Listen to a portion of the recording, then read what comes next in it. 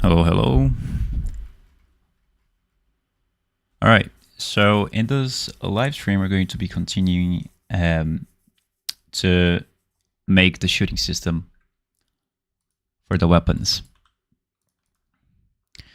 As you can see in the last tutorial, we could be able to make the weapon to shoot the bullets. As you can see, it's shooting the bullets. Probably in the next live streams, we're going to be focusing more on the hand of the character. As you can see, when you move the character, the aiming, it moves up. It moves. It's a little bit unstable. The hand of the character is not good. It makes it so that it's very difficult to aim when your aim is very, abrupt, and it's not really, when you move the character, the hands of the character move as well. So that interferes with the precision that you have when you're aiming to the sides on the vertical or horizontal axis. So it's very difficult to aim. As you can see, I'm trying to. Sometimes the character just moves his hand up, and sometimes it's very difficult to aim. So we're gonna have to fix and find a way to make the arms of the character, either make the arms of the character to move a little bit more stable, so that it's going to make it so that we can have a better precision when aiming to enemies, because we're going to need that as well. And yeah, so we're going to be fixing some bugs that we have right over here. As you can see, the bullets, they are not being destroyed when it hits with something. So we're going to be able to fix that as well. But before that, we're going to fix some bugs that we have in here. So as you can see, if you open up the message log, let me just see where that is. Oh, here it is. So I have some bugs here. I think it's trying to use a reference that it's not being referenced before using it. So I'm just going to go ahead and click on that to see. We're going to go ahead and click on the spawn actor BP projectile pistol bullet child. So it's trying to read that and it's not working for some reason.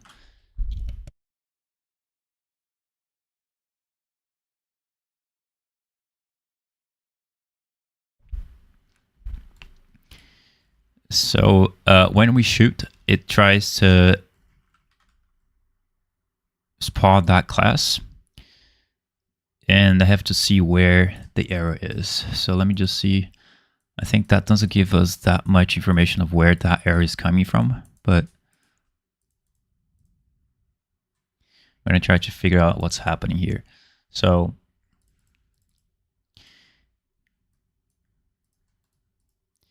in here, what's happening is basically when you press the left mouse button, we execute the event to shoot, which is going to basically get the weapon reference. We're going to basically print which current weapon we have, and then we're going to spawn the actor using the bullet start location of the weapon. And if you go to the pistol 1H, I'm going to show what that bullet start location is. And that bullet start location is basically a arrow, which represents the start spawn location of where the bullet is going to come out from. So we can move the arrow, and then we can basically place set the location of where that bullet is going to come out from, so that we can set that and use that reference inside the code. So as you can see, we have the bullet start location. This is basically a arrow component object reference, as you can see right here, so that we can make sure that that's the arrow that we're moving. And we also use the skeletal mesh, which is basically the skeletal mesh of the pistol. And then we get the socket transform of that skeletal mesh.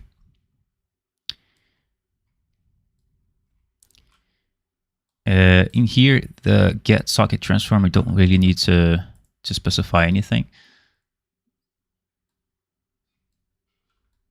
So I'm just going to delete this because we're not using it.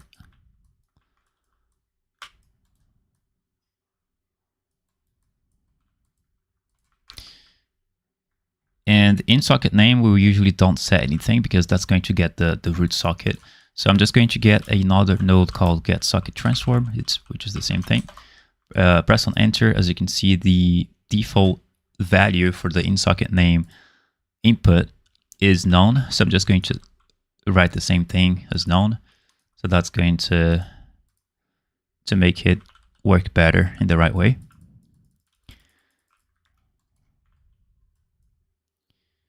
Let me just see if I press left mouse button. As you can see, I have a lot of arrows. And I think we're just missing just one single branch in here.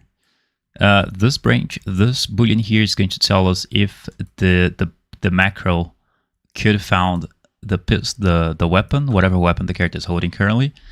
If that weapon is found, only then execute to spawn the actor. Otherwise, if the weapon is not found, if there is no weapon in the character's hand, even if we force it to be true, we're going to have arrows like you saw right there. So it's very important for you to be getting this branch in here so that we can make sure that all the references are valid before we can execute them, before we can use the references. So when I press play, let me just debug this to see what's happening. I'm going to just press on the left mouse button. As you can see, when I press the left mouse button, the event is executed. I called this event in here. So what this is basically doing, this looks like a function, but it's not. It's actually an event. So I'm just calling that event from here. So this basically calls this event, which is going to be executed, and we're going to execute this whole function in here. So what's happening here when I press the left mouse button is that the weapon is not found, the weapon state is not found, which means that the character is not holding anything.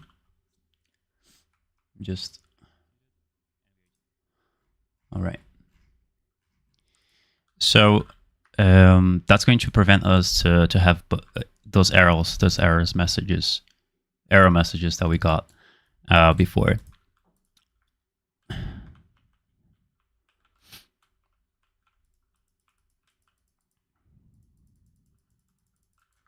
All right, I guess that's going to fix most of the bugs that we had before with the error messages.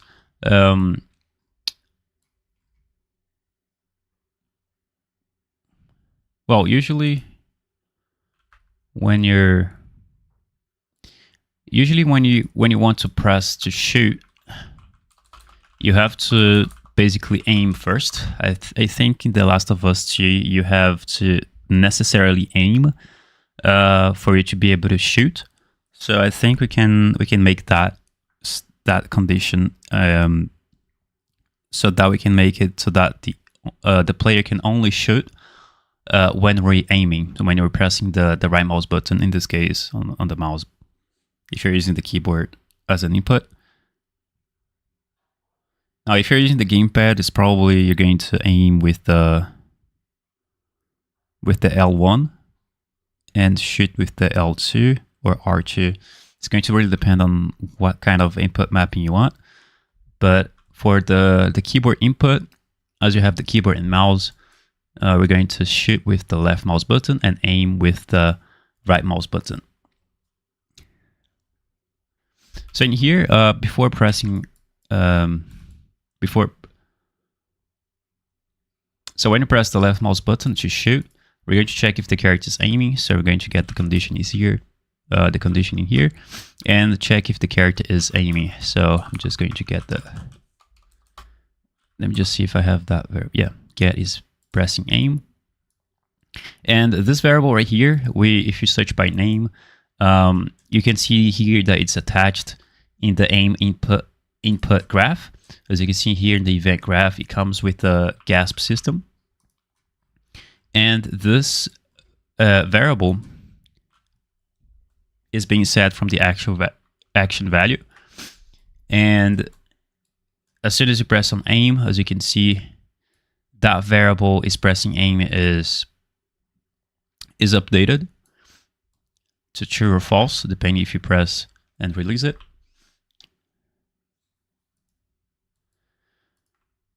So now only if you're pressing aim, the event is going to be called. So as you can see, I'm only pressing the left mouse button, and it's not going through because I'm not pressing the right mouse button to aim. So if I'm pressing, then as you can see, it works.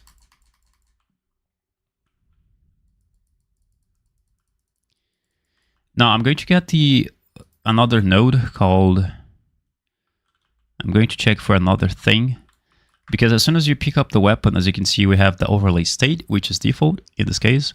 But as soon as you pick up the weapon, we get the overlay state to be updated to be the pistol 1H, as you can see right there. Pistol 1H is right there. So I'm going to make it so that I only call the event when the character is pressing aim, and the default overlay state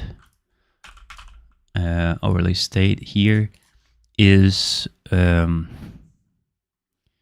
let's make it so that it's not equal to, so it's not equal,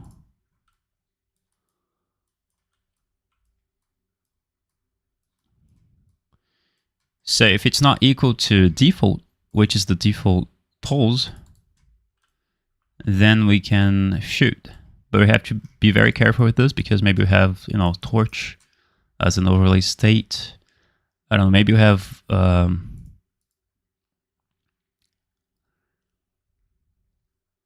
maybe we're gonna have some overlay state that doesn't need to be considered as true. So you're gonna have to pay attention to this. But overall, I think that's going to do the job for now. So if you're pressing the left mouse button and the character is on the default overlay state, as you can see, it's not going to even pass through the branch. And check, go ahead and check for the IsPressingAim to check if the player is pressing the aim or not. But even if you try to aim and press the left mouse button, as you can see, it's not going to pass through the overlay state, because the overlay state equals to default, which means that the character's state is on the default state, and it's not going to pass through that. Now, as soon as I pick up the weapon and I try to shoot, as you can see right there, it's going to pass through the overlay state, but as I'm not aiming, it's not going to pass through. But if I aim, it's going to pass through, and I'm going to be able to shoot. Now, if you want, you can also check the state of the weapon. Let me just see which. Here you can check what kind of weapon we have through the saved weapon tag. In the weapon action, we can use the switch as well to check if that weapon, basically check the action of the weapon. If you should hold, I think we should have another enumerator here. Let me just check the class defaults. So we have, yeah, we have the weapon state. Maybe we could also add that, but for now it's just perfect. We don't really need to add that much information in here.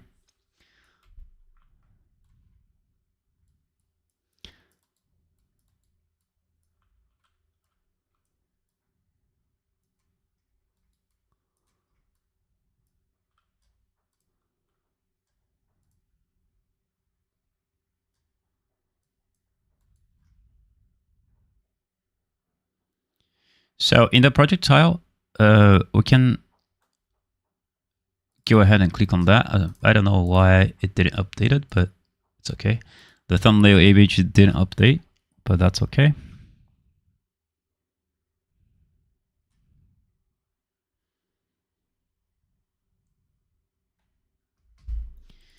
Now we're going to go ahead to the projectile pistol bullet. And here, as you can see, sometimes the engine gives you these, as this is a child of the BP projectile, as this is the child of the parent BP projectile, sometimes the engine is going to just give you the the default parameters. So if you want to open the full blueprint editor, we can just click on this option here. And as we want the bullets to disappear when the bullet hits an object like this one, it's usually I think in real life, it's usually going to disappear when it hits a metal. I think if the bullet hits, it's going to hit a wood, it's just going to make a hole, and the bullet is going to enter through the mesh, through the wood. But yeah, I guess we can just make the bullet to disappear and call it a day and call it an effect.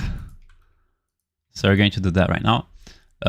The pistol bullet, yeah, again, I think it doesn't really need to be that much realistic right now. Make the bullet to go through. Maybe we could make that in the future. It's totally possible, but right now we can just make the bullet to disappear and worry about that later as we refine the game, refine the project. So what I'm going to do here, I'm going to go to the PP projectile pistol bullet child. It's a very big name, but it's going to be a lot better to identify what kind of projectile and what kind of if it's a child, if it's a pistol, if it's a bullet, if it's a pistol bullet, if it's a bullet of the pistol. It's going to be a lot easier to identify it later. And in here, I don't know if this simulate option is checked on by default. Let me just see on the weapon. No, it's not. So you're going to go back to the box and hit the on component hit, as you can see right here. And we're going to add a new, I think it's this option right here, on component hit. We're going to just click on this add button here. So as soon as the bullet hits something, we're going to print a string, for example, just to test it out. So whenever the bullet hits something, it's going to print hello on the screen. So as you can see, hello, like so. And you can also print information such as what component, what kind of thing the bullet has hit. So I'm just going to make it this a little bit just red, just to differentiate from the other one. So as you can see, it just hit the, it's hitting with the box. Burke said hi. Hello, Burke. Lucy said, are you doing this project modular? What is modular right now is just the bullet that's separated from the bullet. We're just making a blueprint class separated from the pistol as well. The pistol is a separate blueprint. The sandbox character, yeah, I think the modular part here is that we can add, I'm adding different graphs for each functionality. So this is, we have a separate graph for weapon shooting. We have a separate graph for the weapon pickup, drop, holster, equip logic. If you want to make it more modular, we can add a new component in here. I think that's, we can create a new component and add it here. So that you can basically hold all the weapon logic into there. But for the weapon logic part, for picking up, dropping, holstering, equipping, shooting, I'm adding them all into here. But the bullet part, the blueprints of the bullet and the pistol are all separated from the character.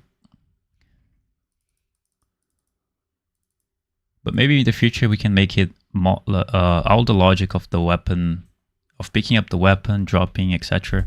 We can make a custom component we can just add a component and then just use that component to shoot and add the necessary parameters. But right now I'm not focusing on making it modular right now, because we're just testing new things, and as bugs can come easily, we can fix them right away by not using those custom components. As you see on when you buy marketplace blueprint code, as you can see, they say they are modular, but as soon as you open up the component, you can see a lot of blueprint graphs separated. You can see something like these, but it's a little bit confusing. Like try to see which reference you're gonna have to put in here. For example, in the mesh, it's a lot more.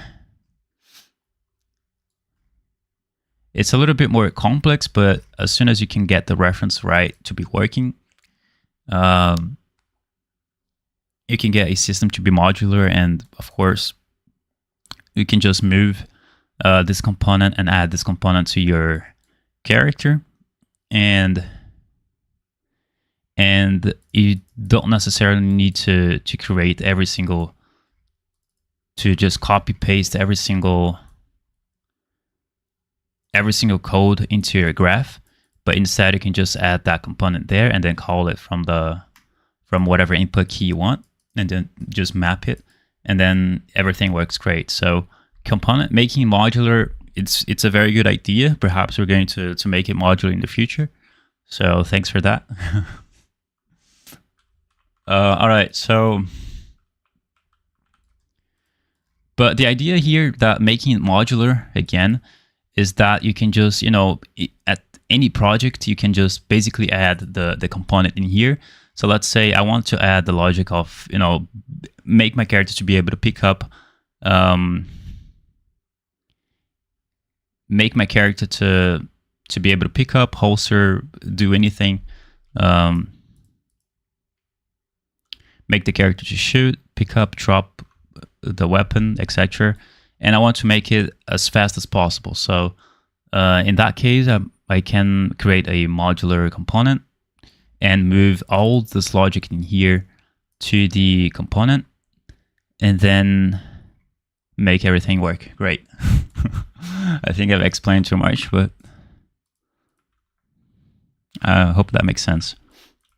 All right, so we want to make the bullet to disappear. Right now, it just sticks to the wall. Let me just make the BP pistol 1A child. That print string is annoying me very much. This print string goes out. There we go.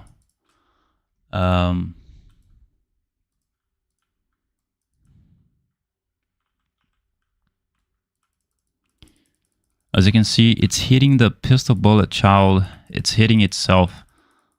I'm not sure why it's hitting itself. I think I have to set it up. All right, go to the box. Let me just see. I think we're gonna have to set up some things in here. Because for some reason the box is hitting the bullet.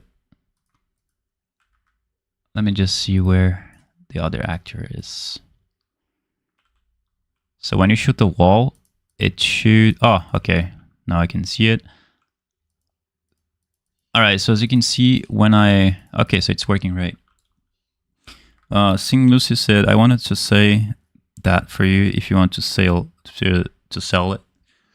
Yeah, I'm not thinking about selling when the whole project is done. Maybe I could sell it in the marketplace so that everyone could add this to their project. But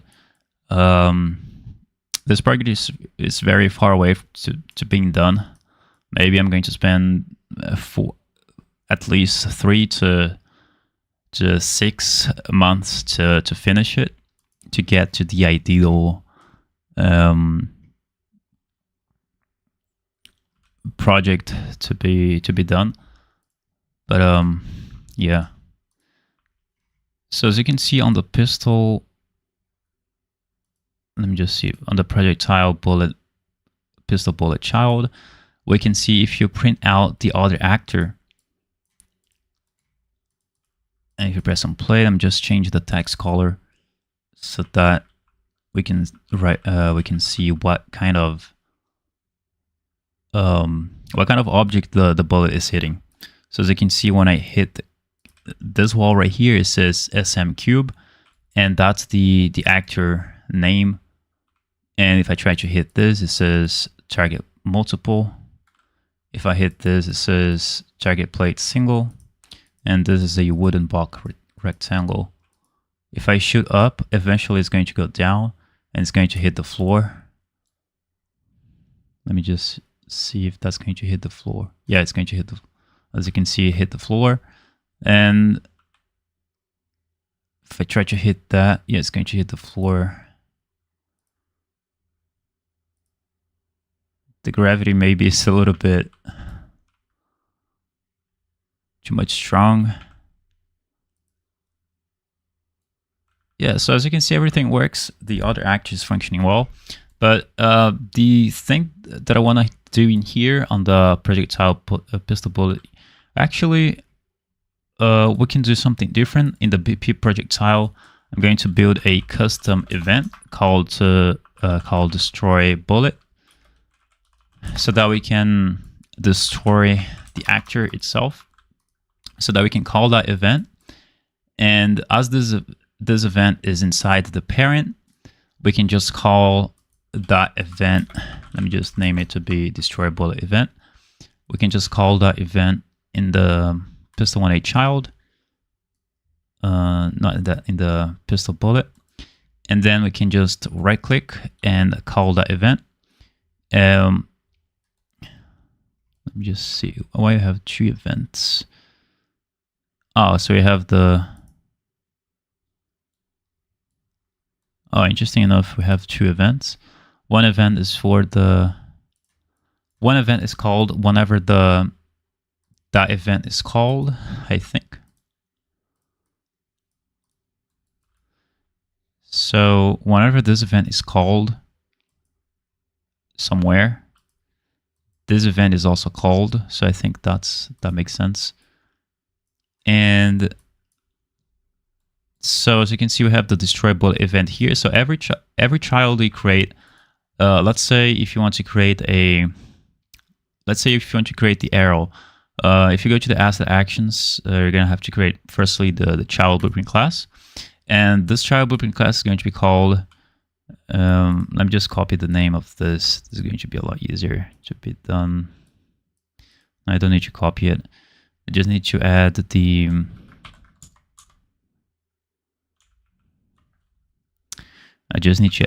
arrow. So add arrow. So let's make it so that this is going to represent the arrow. Let me just see if I have the arrow in here for the bow. Yeah, I don't have the arrow. If I type bow, let me just, yeah, I think I don't have any arrow. Very interesting. So you're gonna have to download the arrow. The website I used to have is the Sketchfab. It's a very good website to download the 3D models. Just have to make an account. So that's the website I use for downloading arrows. And I think I already have an account. Let me just log in. So as you can see, I have I can add arrows. So make sure they have, if you're going to download a model, you can just type the name of the model you want, of course, and then make sure that you have the downloadable section here checked on, so that you can access all the free models available for you.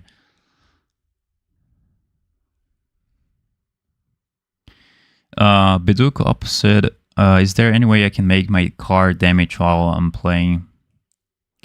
But it's the static mesh like instant damage component. But it's the static mesh. Do you want to make your car damage in the backend, like just reduce the number of the health?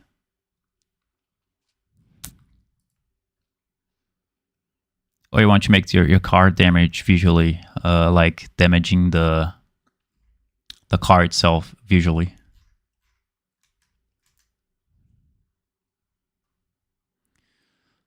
Okay, I think this arrow works. It's very realistic. As you can see, yeah, it's pretty good. I think it's going to work well. This arrow looks great. I'm going to download that 3D model, and you're going to be able to see how you're going to be able to download and use a 3D model into your project. So as you can see, we have a lot of formats of the model that you want to download. I usually use, if I don't have the FBX option in here, which is the 3D model format that Unreal Engine accepts, I choose the GLTF. So I'm just going to go ahead and download that.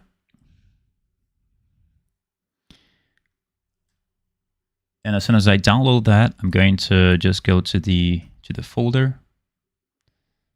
I'm just going to move that to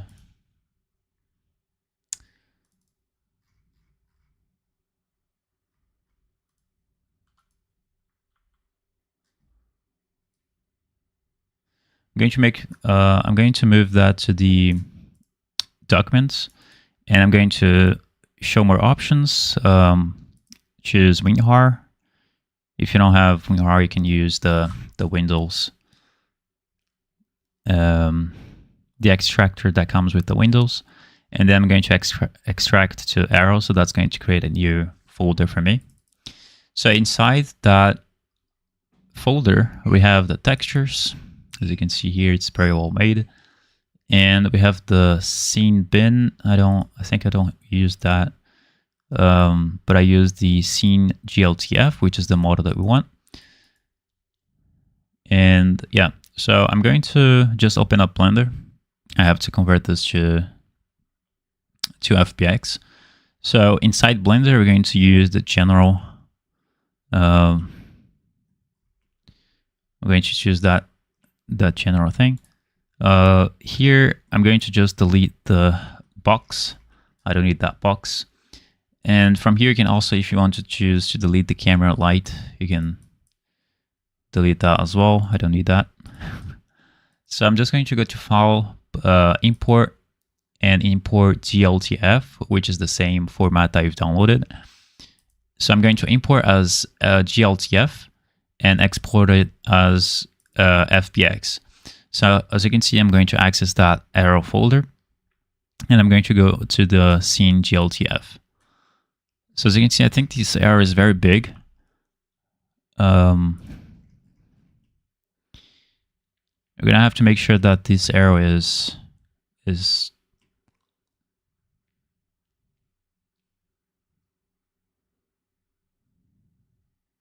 in a good size.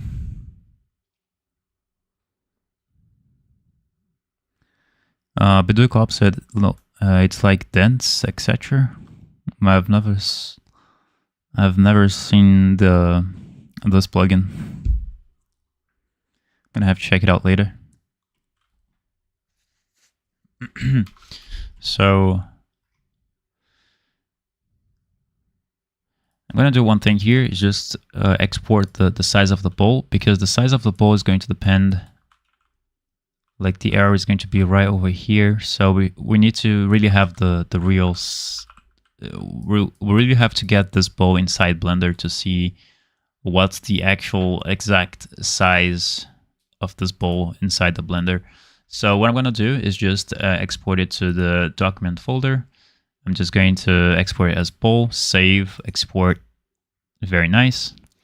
I'm going to go inside Blender, and then I'm going to import the bowl to have a reference of the size of the bowl. So as you can see, the arrow is very big.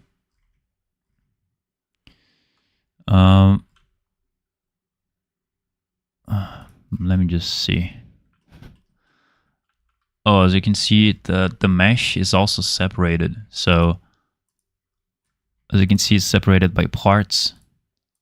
In case if you want to make the bowl to collapse, So if you want to make the arrow in this case to just break, you can make those pieces modular. You can just export it like this, like it is right here. And let's say in case, you know, the bow, the arrow hits something, and if you want to make it break by parts, you can make every single part modular. So that you can simulate each piece of each pieces. You can simulate the physics of each piece of the arrow if you want, but that's not the case. So what I'm going to do is just select everything in here. I'm just going to press the left shift and left mouse button, not press left shift, but hold it. And then I'm just going to select everything here. Just make sure that everything is selected. And I'm just going to press Ctrl G so that we can just combine all the pieces together.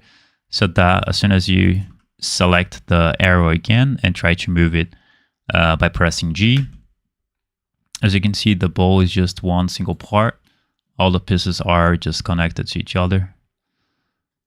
Now, the thing that I don't know what to do in here, that I don't know how to do, is to make this reference point to change. As you can see, we have this little dot in here. I don't really know how to move that dot, but let's just ignore it for now and just move this to the center.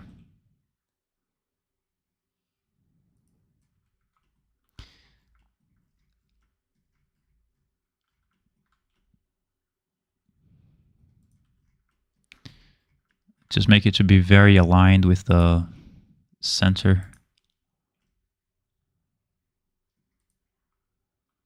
I think that's very good enough. I think that the arrow size is a little bit more, is a little bit smaller.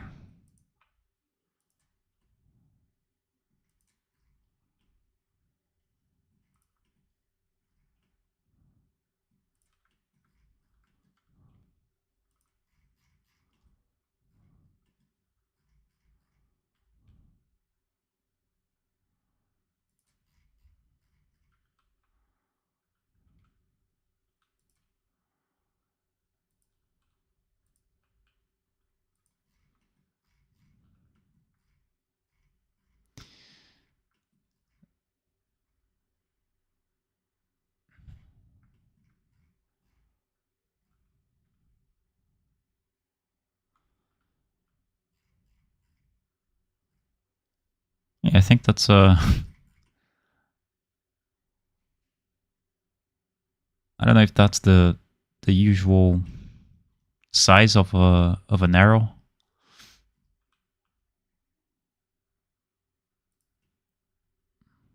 Yeah. Yeah, I think that's good enough. The arrow is going to be right here.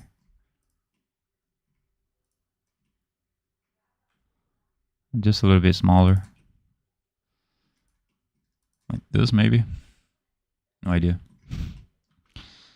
All right, so what I'm going to try to do is just move that reference point to...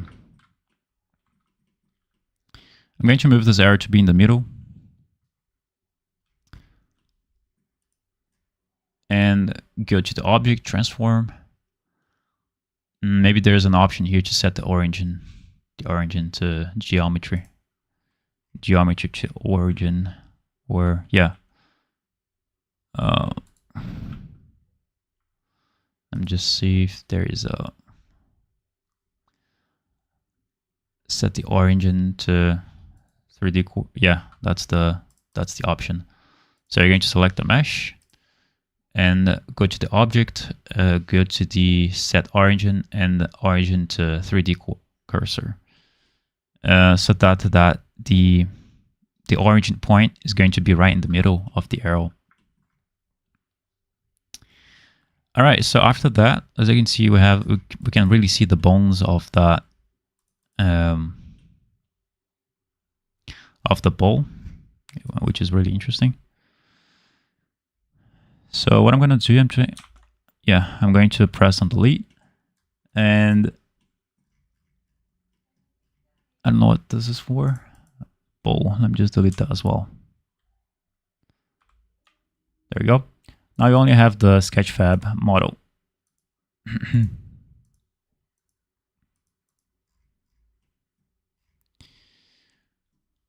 So what I'm going to do is just click on the bowl. Now we need to export it. So now if you go to File and go to Export, we can choose the FBX option, which is I think it's the only object model format that Unreal Engine accepts. So I'm just going to go ahead and name my FBX to be arrow. So I'm going to export as FBX.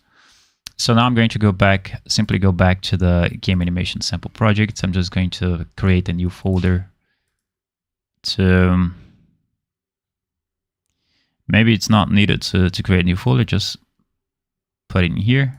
So I'm just going to import, go to the documents folder and select the arrow.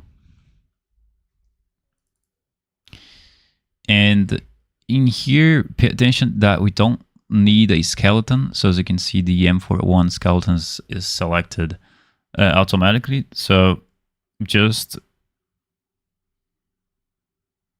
be careful with this, because the skeleton has to be cleared out. As you can see, when I clicked on here, it just updated to the M41 before it was the character skeleton. So just pay attention to this. Just select the right skeleton to be in here. In this case, the arrow does not really need to have any skeleton, because we don't really need to deform the mesh. Maybe you want to deform the mesh somehow, and you need a skeleton for that. But usually for arrows, we don't really need to have any skeleton. So I'm just going to clear this out to have no skeleton. I don't know what this is. Common mesh, force all mesh as a type. So here we have the option to import all the meshes from the source as static meshes or a skeletal mesh. I'm going to use it as a skeletal mesh because I want to have the skeleton, the socket. So if you want to have a skeletal mesh, it's going to have bones as well, but we're not going to use those bones. It's just we're going to use those bones as a reference to create a socket point to maybe use that in the future. So it's always good to have a skeletal mesh because you have options to create sockets inside the arrow, for example. So yeah, I think it's a good idea to have it as a skeletal mesh. So I'm just going to go ahead and click on import to see what's going to happen. Oh, okay. So we're going to have to create a folder for this. So I'm just going to go to a new folder and create the arrow folder in here. I'm just going to select everything and just, yeah, before moving everything, as you can see, we have those little stars and in each new file that was imported into the Unreal Engine. It's always a good practice before doing anything. You can just press Ctrl, Shift, and S to just save everything, so that if in case the engine crashes, you have all those files saved, so you don't need to re-import everything again. So we can just move those up, all the imported files to the folder. So we're going to move it here. So as you can see, items removed. Okay. So as you can see, the engine already created all the materials for us. Well, yeah, I don't understand anything about materials. I just know how to place the base color. But as you can see, all the materials work. We have some little details here on the arrow, which works great. So all I'm going to do right now is just move the arrow to just see the size of it, just to check it out. just one thing to notice in here before we can move to see the real size of the arrow. As you can see, as we moved the reference point inside the Blender, so as you can see, we have this orange dot in here, which is very important to be always in the middle of the object, so that inside the engine, when we want to move it, it's always going to use that reference point to move the object. So as you can see, we have the orange dot right in the middle. When you go inside the engine and select the object and press the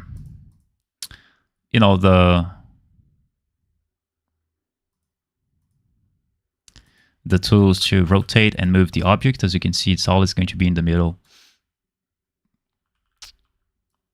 So it's going to be easy for you to be manipulating the objects on the scene. This is especially good for level designers who are designing levels. So let me just see how the size of that arrow is.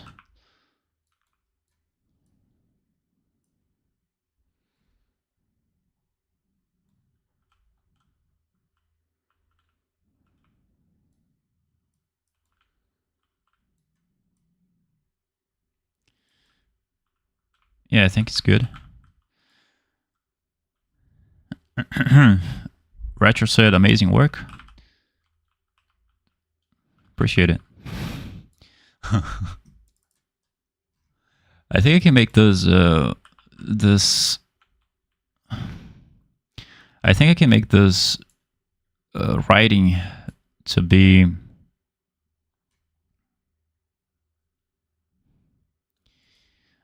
to have an emissive material. So let me just see if I can add a new value in here and just add 2.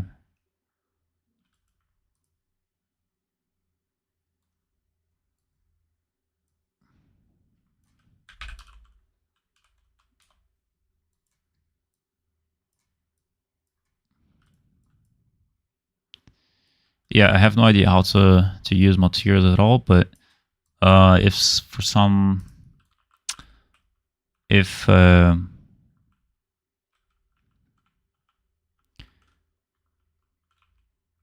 in the next update, maybe we could add a emissive material into those writings. I think it's going to look it's going to look great, but it's also going to depend on what are the project needs of your project.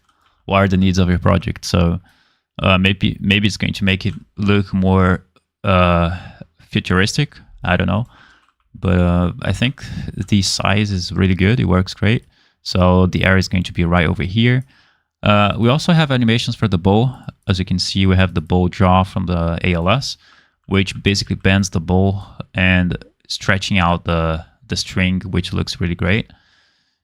And the thing that we're gonna have to do in here is that as soon as you aim with the bow, if you pick up the bow, in here, as soon as you aim, we're gonna have to stretch the bow to the location of where the arm is. As you can see, as soon as you aim,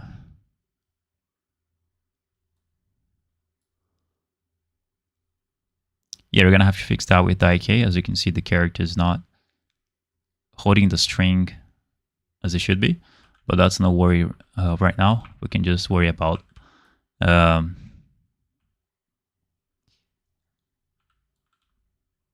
playing in the bow draw being stretched out as soon as you aim. So we're gonna have to do that animation right now. So for that, we have the bow animation blueprint, which basically is, I haven't done anything in here. I'm just opening up the bow animation blueprint from I think from the way it is in the ALS.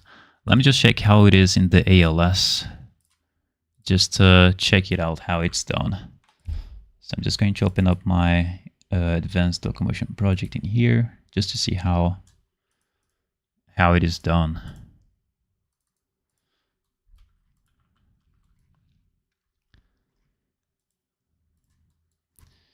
Let me just, we have a draw a value in here, which is connected to the explicit time, which is going to basically define the time frame of that animation.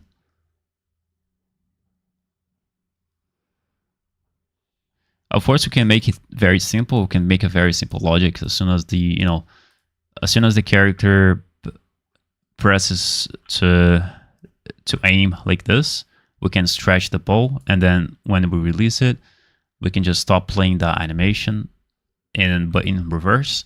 So there's a lot of ways we can do this. So we're gonna have to just choose which one is going to be the best practice. But I think choosing it to be fail to load map.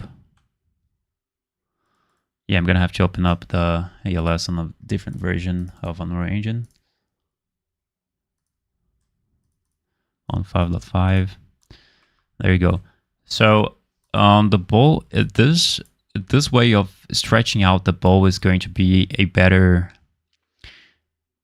choice, because we can use timelines to basically define how the bow is going to stretch out, like which if it's going to have a curve, if we should stretch the bow slower, or when it reaches a certain time frame, we can make the bows to stretch faster. So we can make a lot of things in here, but I think this is the best way to make the bow animation to stretch.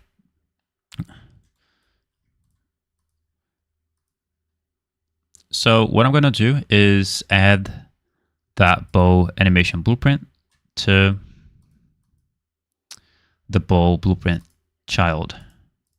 So I'm just going to go ahead and type bow, and we're going to look for the bow child. And as you can see, sometimes the engine just converts it to a simple blueprint where we cannot see the mesh visually. So we're going to just open up the full blueprint editor, and in here on the viewport, as you can see, we have the bow. So in the skeletal mesh, we can just select the animation class.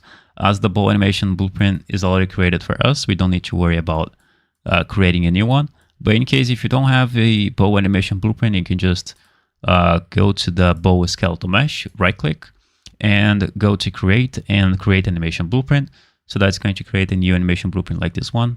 And all you have to do is just drag and drop the bow draw, right click on the sequence player, convert it to a single frame animation, and then just create a boolean, or just promote this to a variable and connect this to here and compile. That's all you gotta do.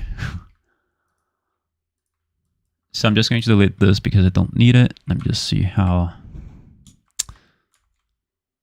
There we go.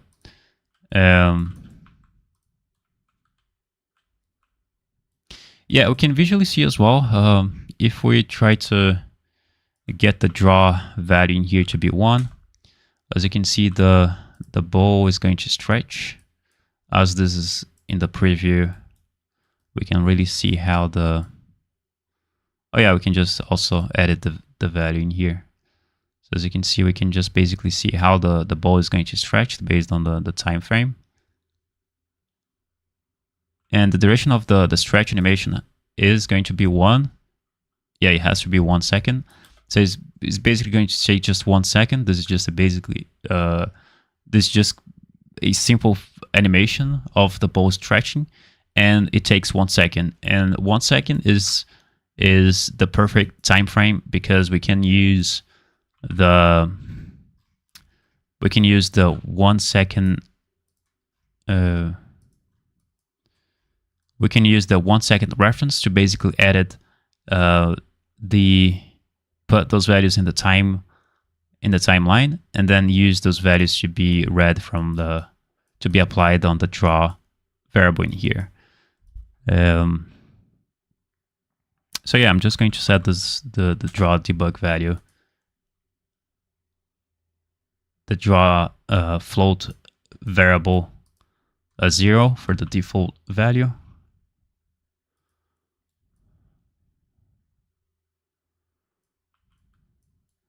And then here on the bow child, we're going to select the bow animation blueprint. not the overlay bow, but the bow animation blueprint, the one that you've just created. And from here, I think we're gonna have to make some, maybe add a new timeline. So add timeline. And then in this, on the timeline name, we're going to name it to be BowStretchTimeline. And then I don't know why it gave me a direct. I think it let me just see. Okay, so this is going to basically tell the direction of the timeline, if it's going forward or backwards. Okay, very interesting.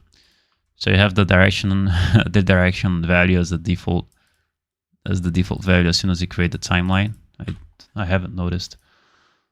So all you gotta do is just we're going to basically make this timeline to be updating the value, the draw float value that is inside of here.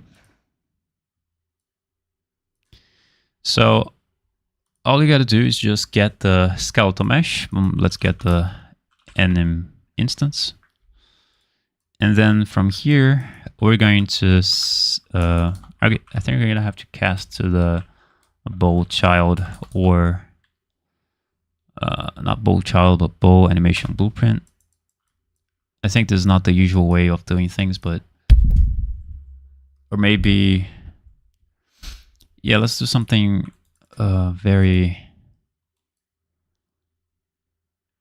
do something more optimizing here.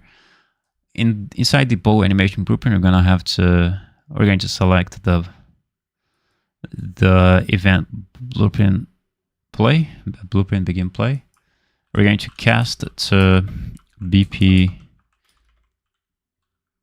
bow child. We're going to get the try get paw owner, and we're going to promote it to a variable. There we go. Now here in the event blueprint animation, we're going to get the as BP bow child. We're going to convert it to a validated get, and then out of this, we're going to get the.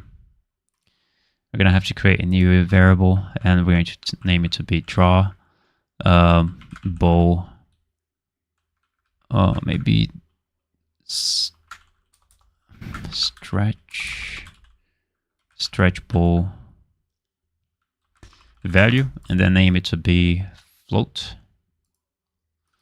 Compile, and then we're going to set it to be in here. So, and then we're going to have to,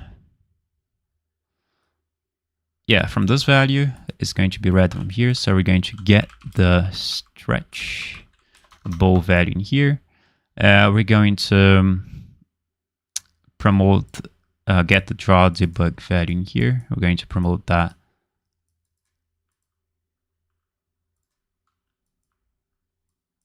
We're going to set in here. So what's going to happen is that as soon as you press on play, yeah, we have a problem in here. We're going to have to really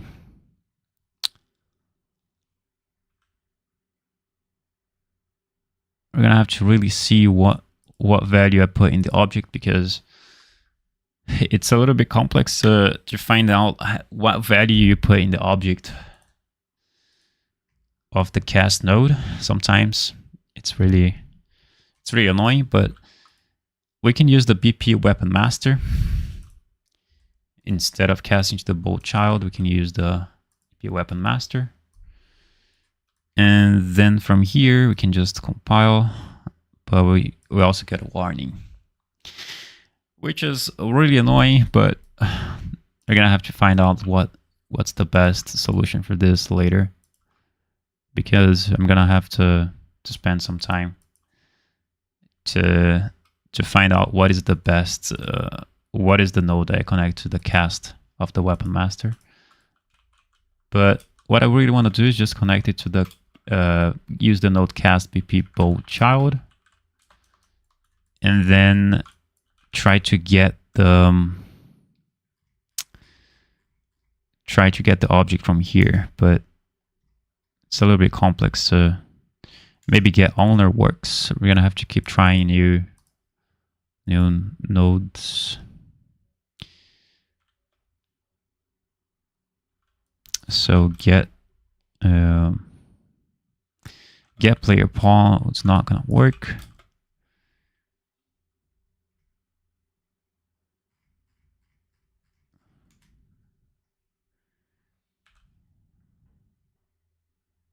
Yeah, we're gonna have to find out what is the best value to connect into to the object here. I'm not sure why it's not working. Great brother said, I have a problem with my aim offset in the game animation sample fresh project. Can make a video on it. No problem with the aim offset game animation. Aim offset. Can you show us a video on Discord? Maybe I can help. All right, so in the, I think we're gonna have to do it on the hard way, on the hard code, but it's going to work the same way. So here on the timeline, we're going to create click on the timeline, double click on it, and we're going to create a new track float, and this is going to be the called stretch time. That's the name of the timeline. And in here, that's actually the name of the track that we're just creating right now. The length of the track is going to be 1. Actually, the length of the whole timeline is going to be 1 when you set it in here. And now we're going to edit the single keys of the track. So in here, what we can do to add a new key is by holding the left shift, and the time is going to be set to be 0, and the other one is going to be, the end point is going to be 1 for the value and 1 for the time. And you can click on the track and then press F and then zoom out using the scroller of the mouse. And in here, as you can see, we have the event graph. We can just jump back to the event graph. And in here, we're gonna have to see how we're gonna do this. But from the ASBO animation blueprint, we're going to set the draw variable, and then connect the stretch time to the draw value in here.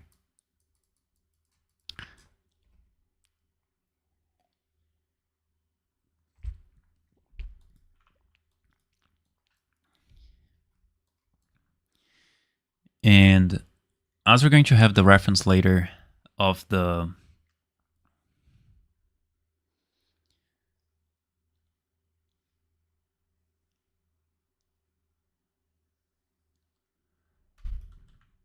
inside the sandbox character, let me just organize this a little bit better.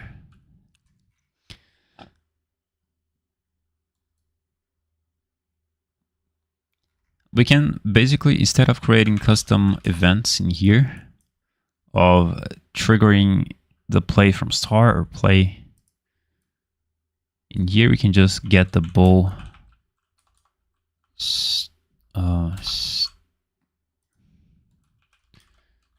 get timeline, get the BowStretchTimeline, get it, and then play. We have the option to play the timeline from here instead of just creating custom events to do that. We can just play from here. We can also play from start. We can also do that from here. And we can also reverse. So instead of just creating custom events for each one in here, we can just reference which timeline you want to execute and how you want to execute them. So I think this is the best way to manage timelines. And a very important timeline function as well is just to stop the timeline. So we also have that option here. And yeah, just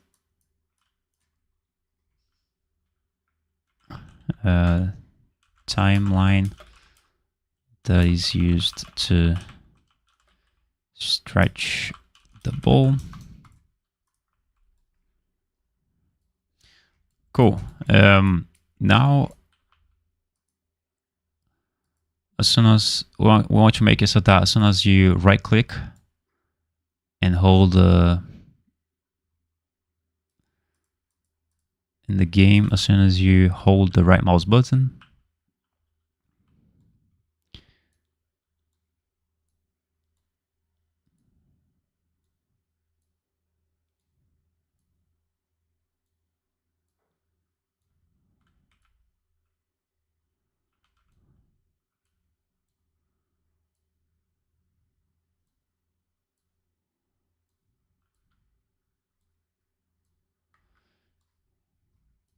as soon as you press the right mouse button or release it, we can decide how we're going to play the timeline. And let's go back to the sandbox character.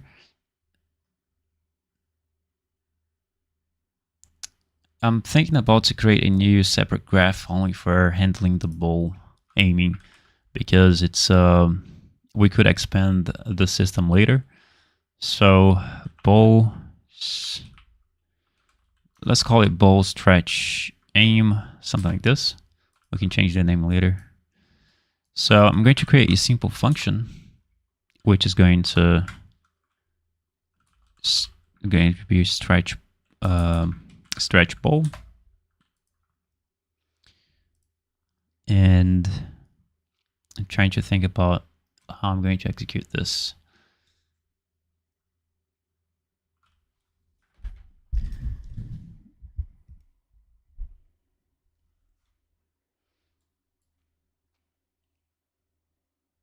Yeah, let's go to the event graph and let me see where the where's the aiming input. As you can see right here, we have the aiming input. I think I'm going to just promote this to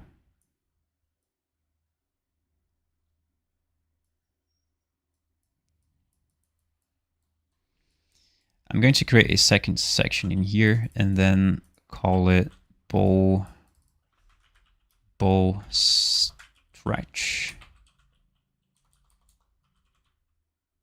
handling input.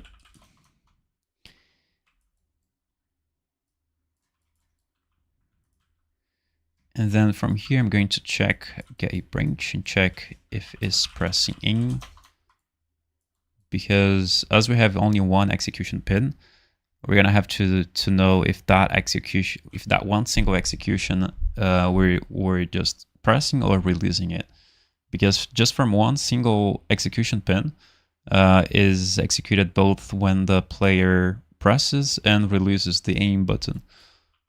So as you can see right here, when you press, it executes one time, and when you release it, it executes another time. So it's just one single execution for deciding if you're for handling both actions, just for pressing and releasing it. So it makes the whole execution to be a lot cleaner, but we're gonna have to do some handling, some better handling for getting what you want. So in here, we're going to have to get the current weapon that we were just holding. So I'm just going to copy and paste this get weapon reference into that graph, and then I'm just going to put in here, and I'm going to find for weapon is equipped,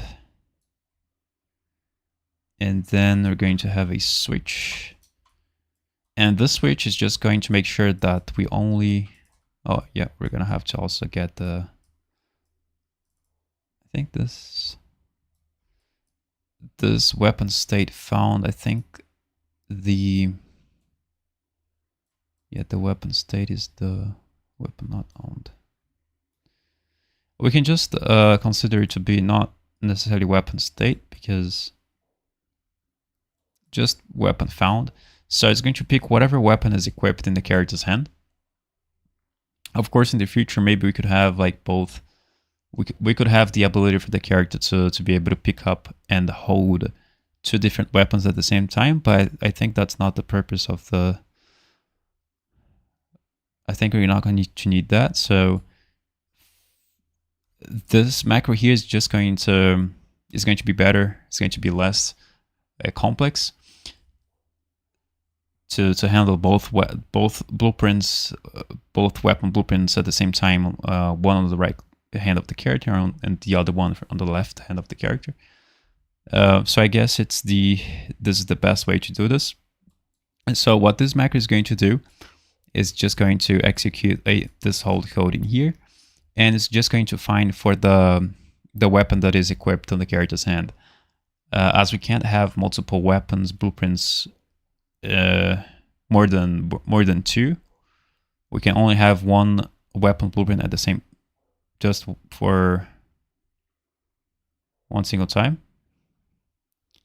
If we get the weapon is equipped, it's going to pick up whatever weapon is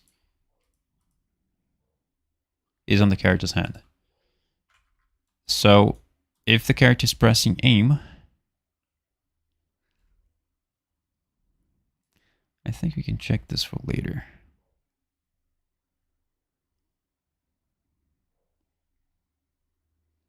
I have to think a little bit about it.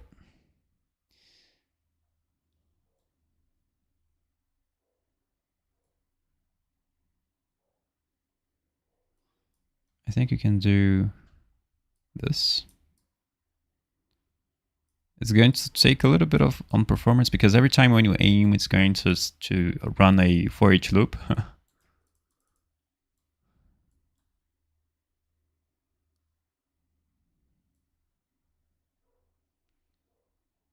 And you're also going to have to do some check in order to firstly check. We're going to have to do a check to check for if the character has more than one at least more than one weapon in hands, right? So if the character has at least one single weapon, then we're going to run the other checks.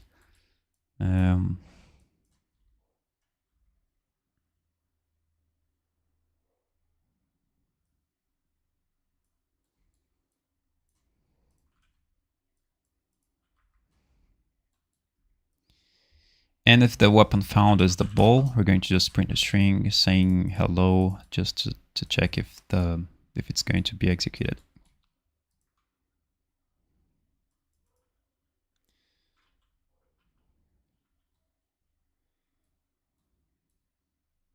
It's not the bow, so I'm just going to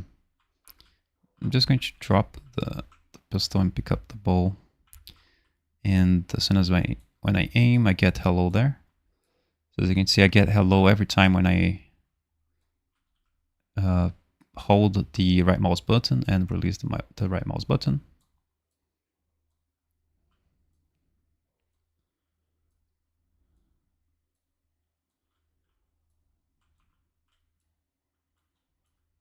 Which is very good.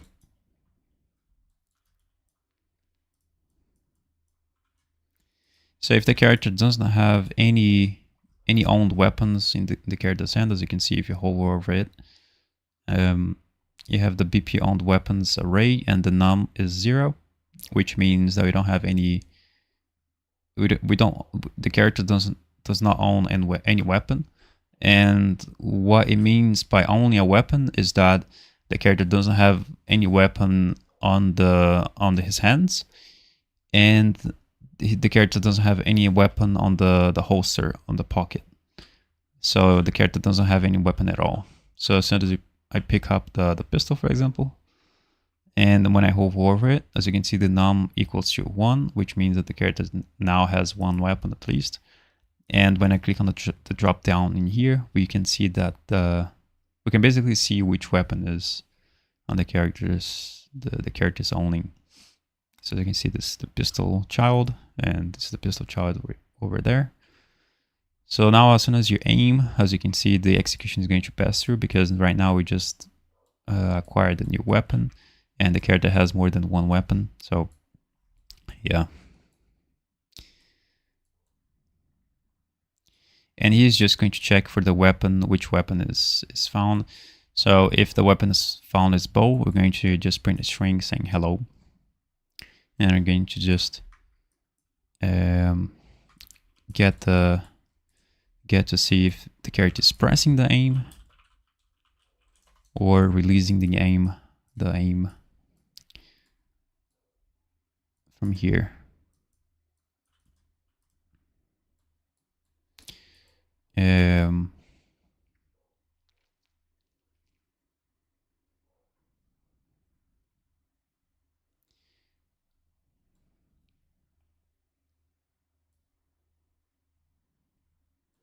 And from here we can get the saved weapon reference and use it to our needs.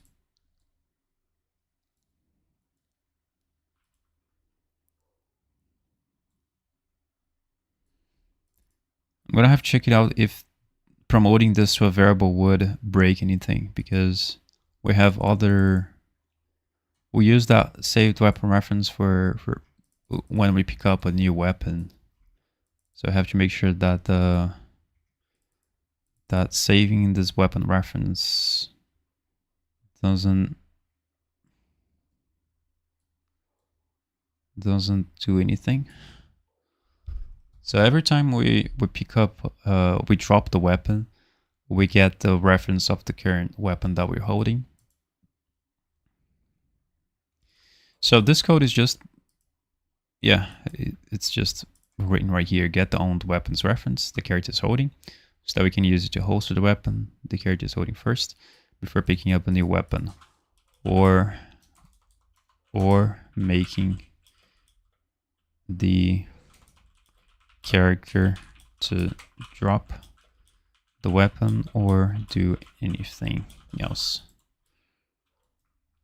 Just make sure that we get the reference of whatever weapon the character is holding.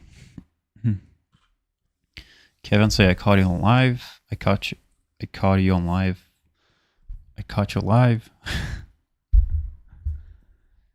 Kevin say, unrelated question. When developing a game, especially in the context of multiplayer, what principles do you use to decide if logic should be written in C++ rather than blueprints? I would, if I knew how to code in C++, I would just use the C++ for core logics, such as running for each loops, such as this code right here. I think I could code. I think I would use the logics that they need to be executed fast, you know, just as fast as possible. So I would code them in C++, like this code right here. This code basically checks for which current weapon the character is holding at the moment.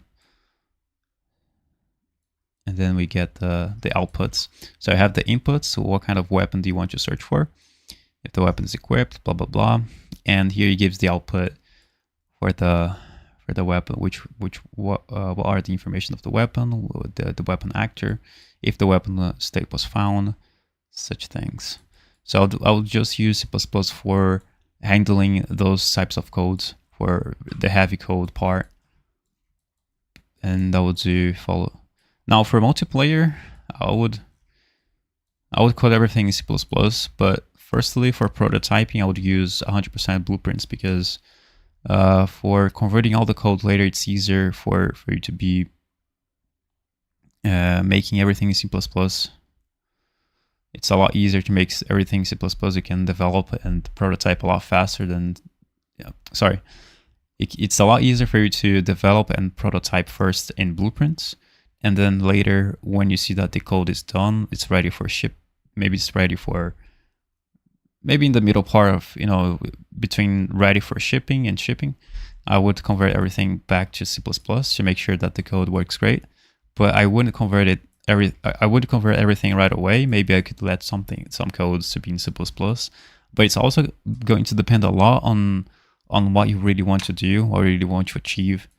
Maybe some codes are better to be done in C++. As you can see, there's a lot of mess in here. This execution line is going through. So we could just do everything here in C++.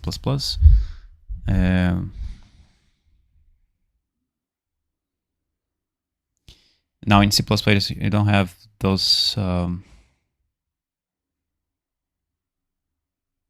that feeling that it's not really organized. But I try to make everything as organized as possible so that everyone can understand how it's done, how everything is related to each other. Especially this part right here, we'll do it in C++ as well, so that we can. Yeah, all the complicated part that could be done in C++. As you can see, if you see a code that's very messy, you can do C++ instead. But in general, I would firstly do everything in blueprints, and if I knew C++, I would convert the heavy logic first in C++ and see if I get any performance improvements. Now, if I don't see that I don't have any performance improvements, or if I see that now if I don't see that there are no performance improvements, I should consider to just keep everything in blueprints. But if I see that blueprints is stopping us from making the whole code scalable in terms of making more logic of the character picking up more types of weapons, or something that could stop us from developing more logic and adding more logic on top of each other, maybe C++ could be an option to resolve all that. I don't know. I think that's what I think. I think that's what I think. All right, so I'm going to go back to, where was I? Event graph, saved reference.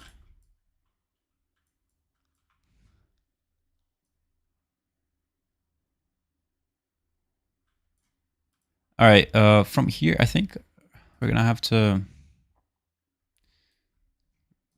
cut everything here because I don't want that.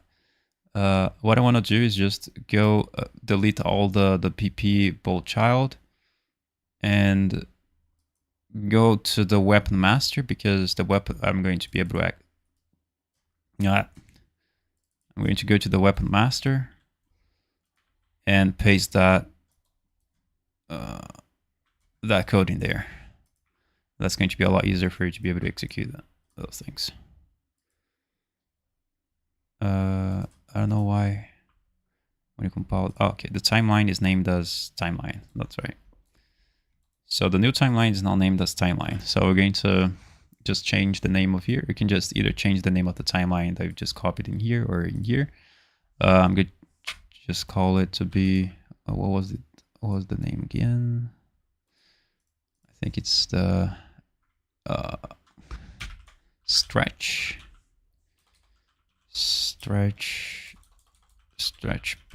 timeline.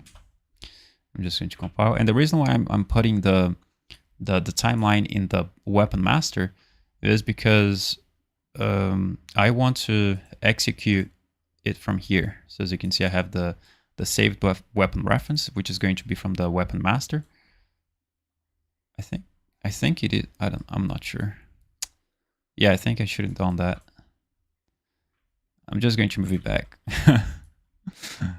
Just going to move it back because when I get the owned weapons, I don't know, because I didn't get the reference yet. I'm not sure. Let me just see if I can access the timeline. So I'm just going to call it bow timeline. Let me just see if I can access the timeline from the bow child, but probably I'm not going to be able to access, as you can see right there. If I try to get the bow timeline, I'm not going to be able to access because the array is based off on the BP weapon master type. So what I'm gonna have to do is just move back everything back again to the oops, I think it crashed. Okay, I did it. So that way we can access the timeline. So I'm just going to name this timeline to be bow stretch timeline. I'm just going to copy the name and I'm just going to access it from here. So as you can see, now we can have the reference of the bow, and now we can do everything that we want in here. So in here, what we want to do is just start play from start. Now we're gonna have to do some code in here. I don't like this node. I don't like the way that it's all set up in here. I'm just going to delete that line, and I'm just going to get the reference of the set. So I'm going to get the target and then get the reference of the bow stretch timeline. And then in here, if the character is pressing the aim, we're just going to play it from start, of course. And then when we release it, I want to release get the bow stretch timeline and release, not release, but what? Let me just see. Reverse, not release, reverse the timeline. So here, I'm just going to plug that into false, and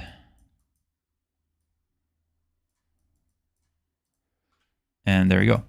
Now let me just see if the bow is going to stretch, and the variables are going to be as well updated. So I'm just going to pick up the bow. As you can see, the bow is now stretching, as you can see right there. Let me just put this in. But the bow is not stretching. It's not stretching fast enough.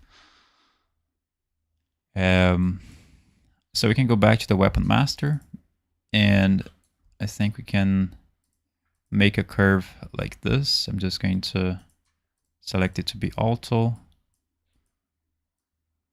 and then make a curve like this. Maybe this is going to do the job, and then test it out again. So I'm just going to pick up the bow.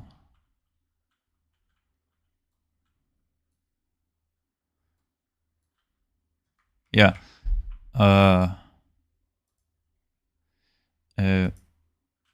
The time, I think it's going to be 0.6, and the time of the length of the timeline is also going to take 6 milliseconds to finish. I think that's a good value to.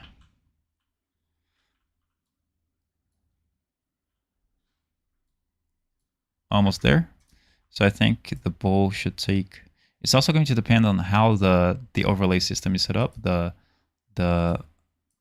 aiming is set up, but the length of the timeline could be 0.34, and the end time of that curve is going to be 34.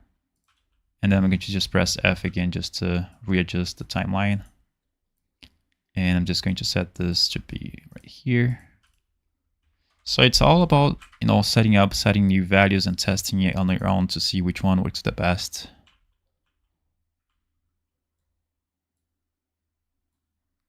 As you can see, the bow now stretches, and now it looks great.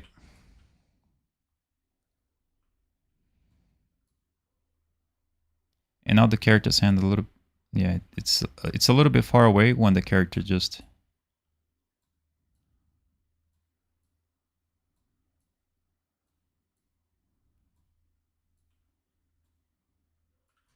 Okay, now I got it. So I think the timeline could be a little bit more, the curve could be a little bit more, I would say, yeah, the length could be 4.5 not the dot 4.5, dot 4.3, for example. The end time is going to be as well. And the curve could be a little bit more aggressive at the beginning. So let me just adjust this a little bit in here. I'm gonna have to make this a little bit more aggressive. At the beginning, we have such curve, maybe like this. I'm not sure. I'm gonna have to test it out to see. Just select everything, make sure that everything is on auto. All right, let me just see.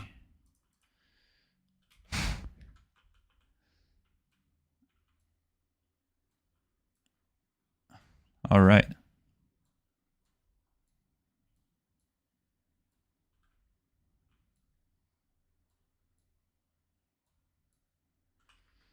Yeah, that's looking nice, but I think the length is going to be dot 34 again, or dot 37, or maybe dot 32. I think that's going to be a good end value.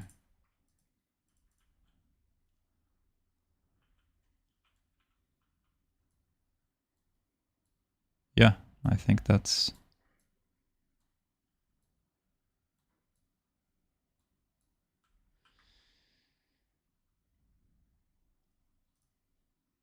Let me just see something here.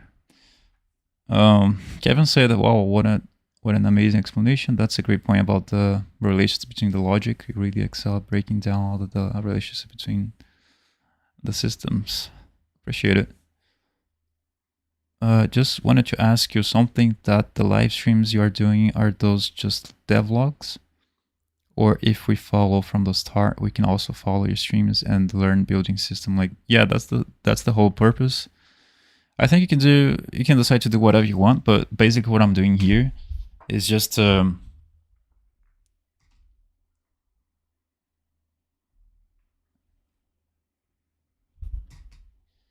basically what I'm doing here is just basically sharing out my knowledge away. But if you want, you can pretty much choose to follow from the start. If you want to follow the tutorial, you can do it as well. Perhaps you're going to stress out a lot, because as I'm testing out things, I'm doing things very quickly.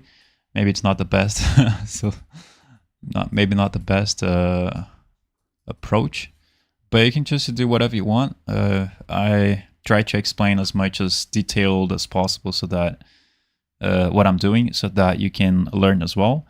But the main purpose is that you can, be able to learn and apply it to your project. Learn anything new, anything that makes the difference for you to be able to progress in your code, in your own game.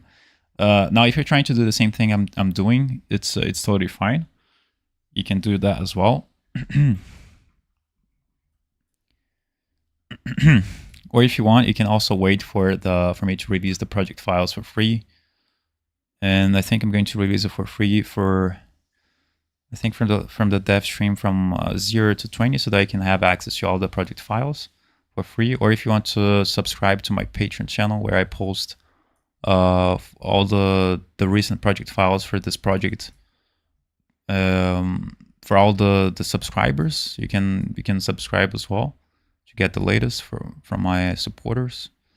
From all the people that are supporting me on Patreon or on YouTube, I appreciate you guys very much. That makes me want to progress and teach even more. And yeah, that's basically it. I'm a very big fan of The Last of Us 2.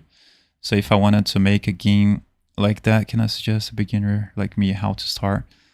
What I learned from my channel. I'm very big. If you want to make a game like that, what can I suggest? You can also learn from. Yeah, you can watch you can start by watching the lives.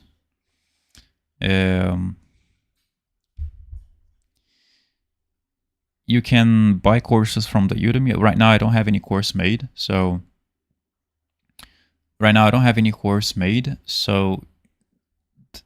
I plan to make a course, but it's for me, it's very difficult to take the time and take the dedication to make a course.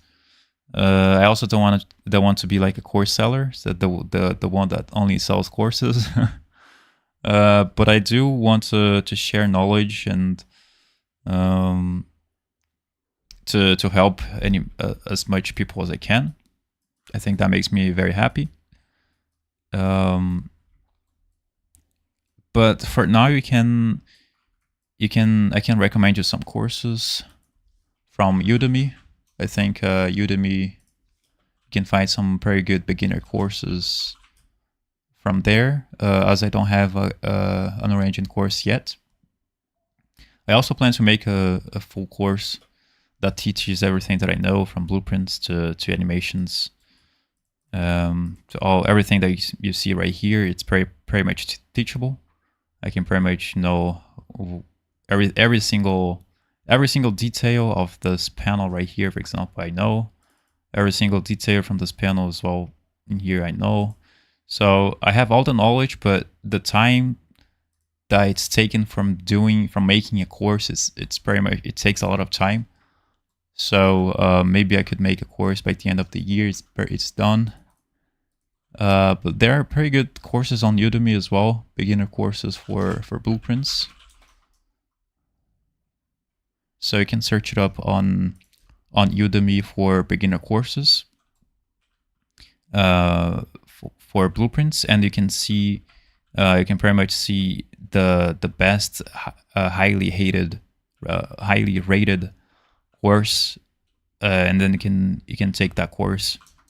Sometimes there are offers that Udemy does, and you can pretty much buy a course.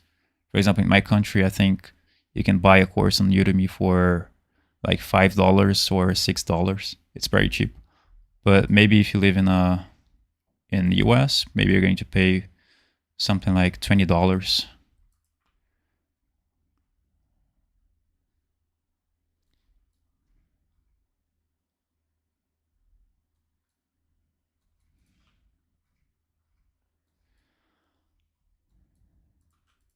Alright, so let me just get the bow to be...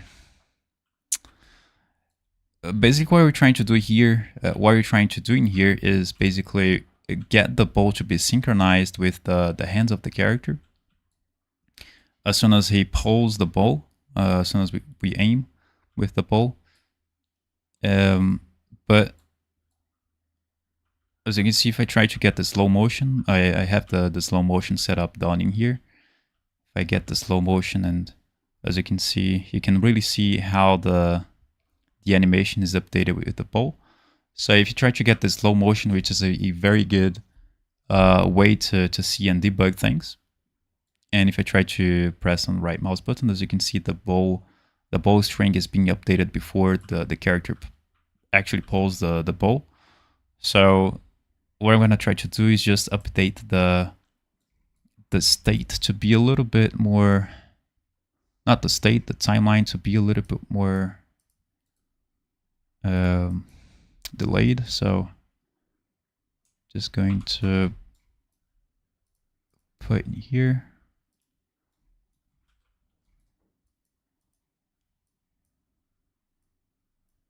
Maybe do something like this. I'm just going to delete this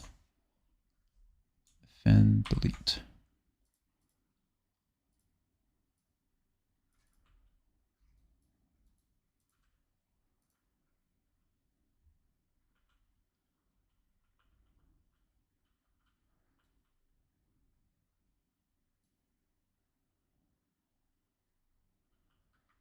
Yeah, I think we can take more time on the transition going out, but keep the same transition time from here,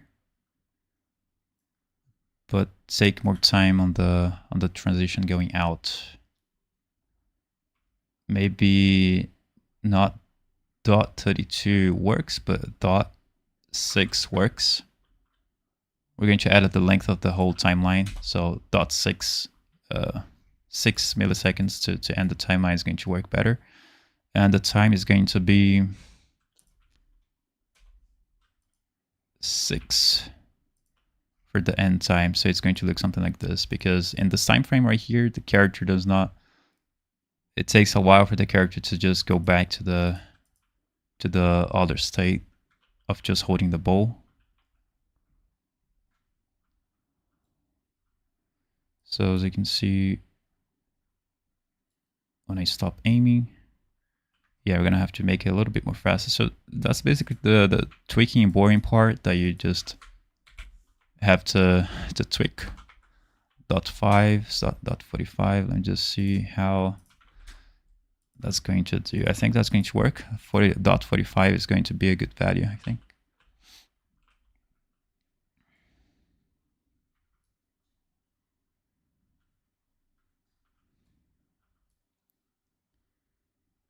Yeah, a little bit more delayed, so I think the length of 5 could work. Oops, not 5, but dot 5. And the time at the end of the key is going to be dot 5 as well.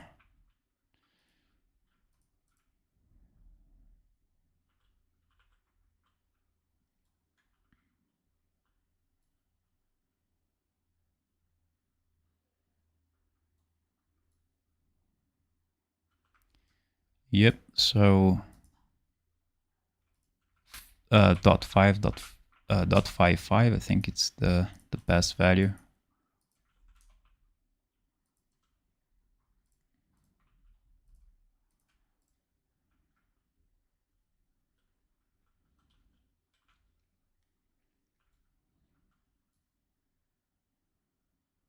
No.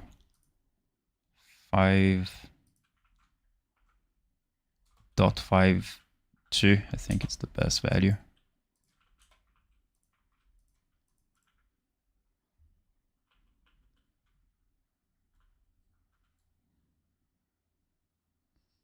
Yeah, I guess that works, especially for...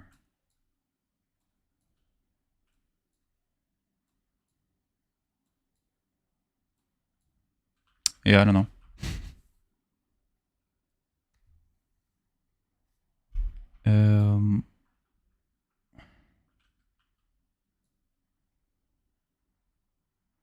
I'm a very big fan of The Last of Us 2, so if I wanted to make a game... Oh yeah, I've already read that. Yeah, I'm also a very big fan of The Last of Us 2, if you want to... I have... Let me see how many hours I have on The Last of Us 2. 80 hours. I have 80 hours on The Last of Us. I'm constantly playing this game. It's very good.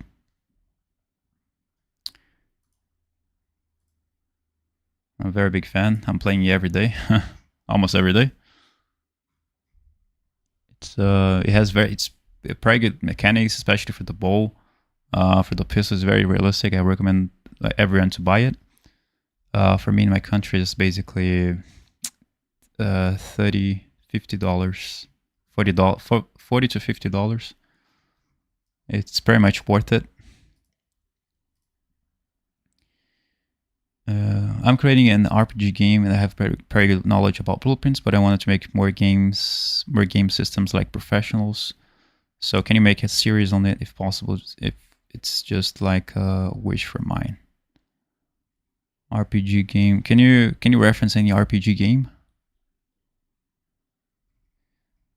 so that I can take some ideas for more game logic?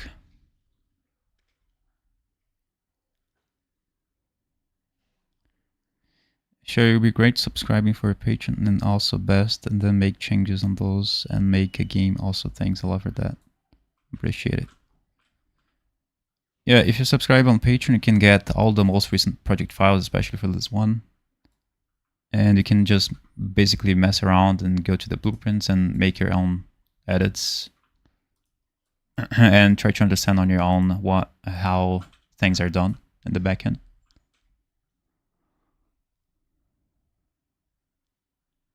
Hope we work on the same team, making a big title in Unreal Engine. Yeah, for me, Unreal Engine is just making those tutorials is going to be a secondary. For me, it's just a secondary work. I don't plan to work on games, like, even though it's a hobby for me. I don't really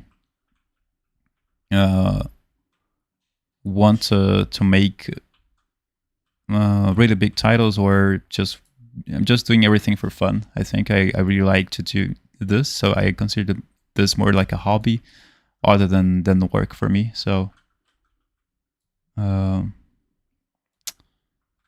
me, I don't really want to really work professionally on the area. Just do it for fun. And of course, I want to improve and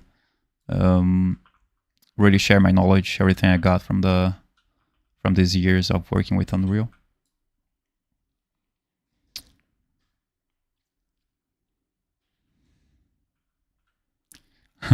Kevin said, your tutorial shit all over any course I've purchased on Udemy.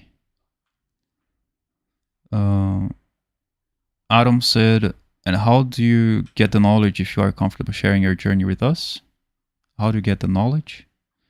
The knowledge I have about all the knowledge I have. Well, I use ChatGPT. I think ChatGPT, you can use ChatGPT to learn. I also have a community on Discord. If you're subscribed on my Patreon channel, you have some explanation, some knowledge I got on Discord. So if you want to check it out, I think it's really good.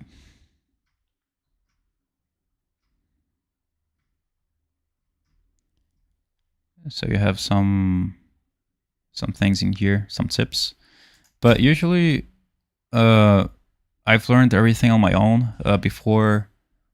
And the day I started, we usually didn't get the ChatGPT was not a thing, but you can totally use it for learning and ask any questions. But yeah, and go through the Unreal Engine documentation. There is a Unreal Engine documentation. You can see 5.6. You can search for. You can change the Unreal Engine that you're using. So in my case, I'm using the Unreal Engine version 5.5. So here you can pretty much tells you understanding the basics, installing Unreal Engine, foundational logic, Unreal Engine interface. You can pretty much see what's new, blah, blah, blah. Let me just see where's the blueprint part. You're gonna have to. There is so much information. I don't really know where the blueprint part is, but I think it's right here. Programming and scripting. You have programming with C++ if you want, but programming with visual scripting. We have everything here to get started. As you can see, it explains very much what is blueprints visual scripting, which is generally used for prototyping games, and it's very good for beginners because you don't really need to write any C++ code. But you can get the usual way I got started was from here.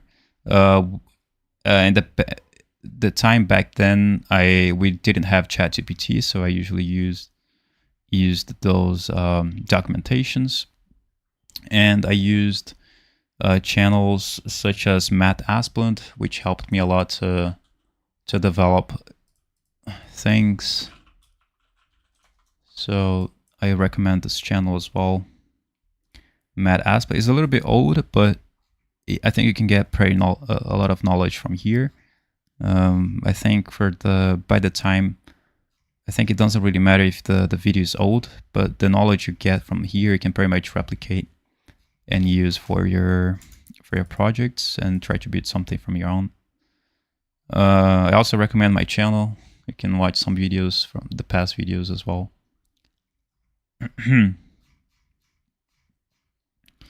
There's also Gorka Games. You can learn something from here. You know, have footstep effects, particle effects. So usually I learned on my own, just getting information here and there.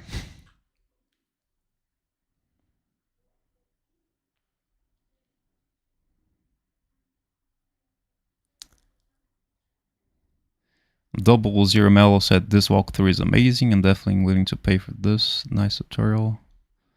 Julia Abatematel. Hi, sorry to bother you. I'm a design student and you helped me so much with your tutorials of the drag and drop. Drag and drop gin. It worked so well with my object, but I need to do the same thing with other objects. Drag and drop? Which one is it? Drag and drop?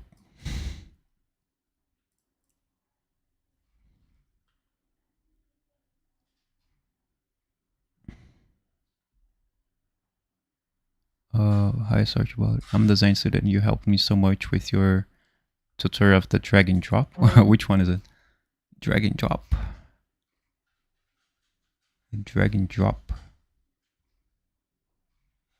Yeah, I don't remember which one is it. Drag and drop tutorial. All right, so let's go back to, I think I'm going to end the live now. There is no, I'm gonna have to do my other things. As you can see, when I do it in slow motion, sometimes it happens to be the synchronization doesn't do very good.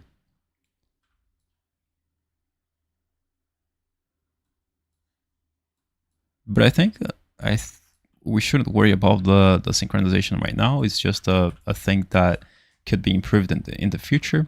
So right now what I'm going to try to do is just change, as you can see, when I try to shoot with the bow, we get the wrong bullet, as you can see right there. When I try to shoot with the bow, I'm just going to try to fix that before I go. As you can see, you can really see how the bow is going to be attached with we're going to also have to make the arrows to be attached with the character.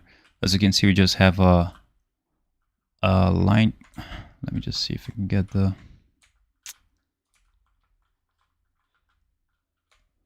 mesh. So as you can see, we just have the line trace for now. It's lagging a little bit because it's compiling the shaders. But yeah, works great. So now let's go to the weapon blueprints, weapon master.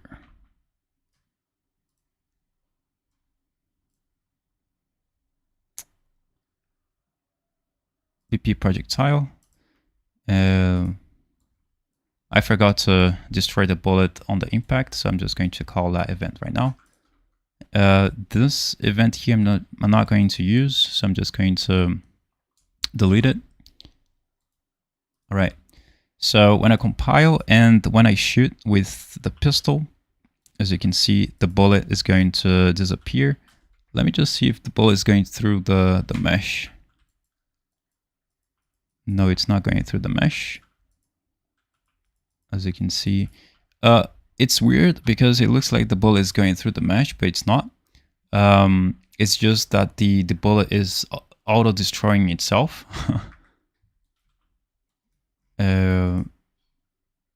Because we're using the events to destroy the actor.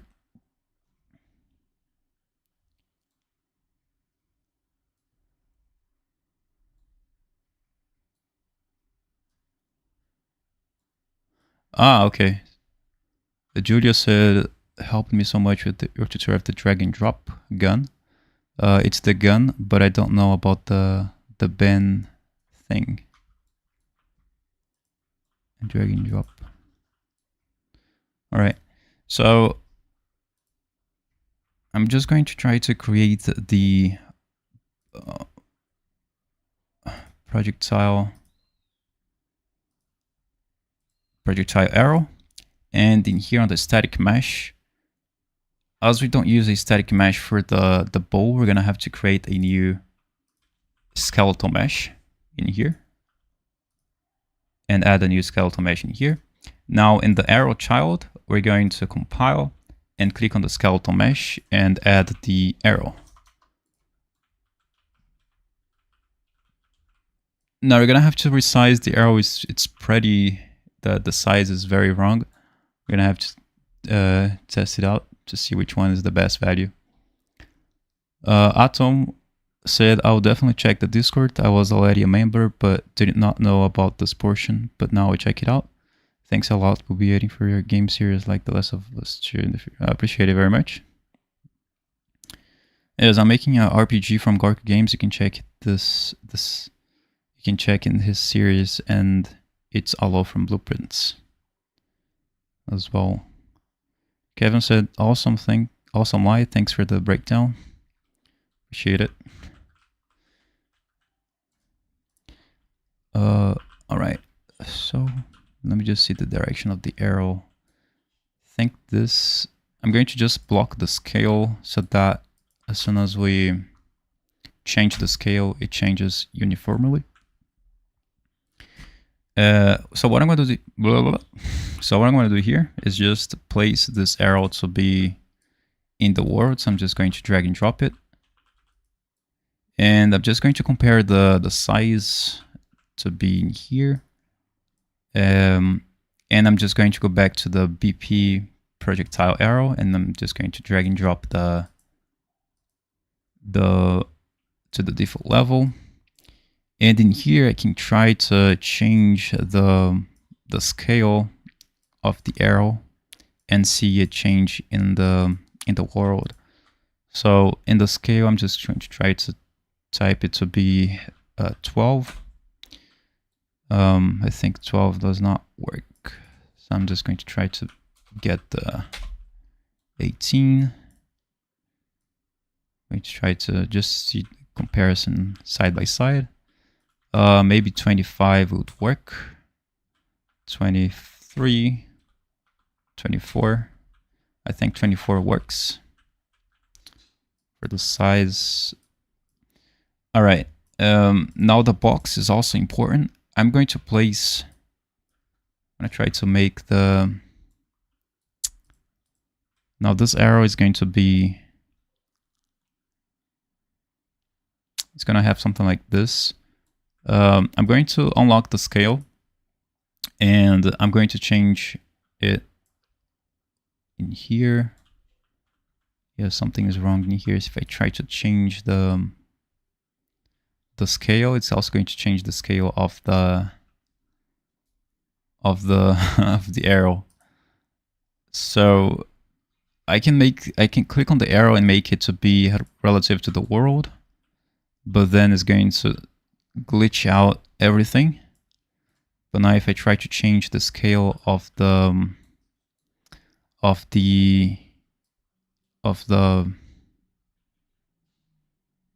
box, it's not going to interfere. So I'm just going to go ahead and click on and choose the size again of the arrow. So I'm just going to lock, actually, as you can see, the value of 24, it's 23 on the other one. So I'm just going to change it to be 2, something 2 on all of them. I'm just going to block the scale again, and I'm going to set it to be 0.8, something like this, for all the axes. So now I can click on the box, and I can try to change. Yeah, it still messes up with the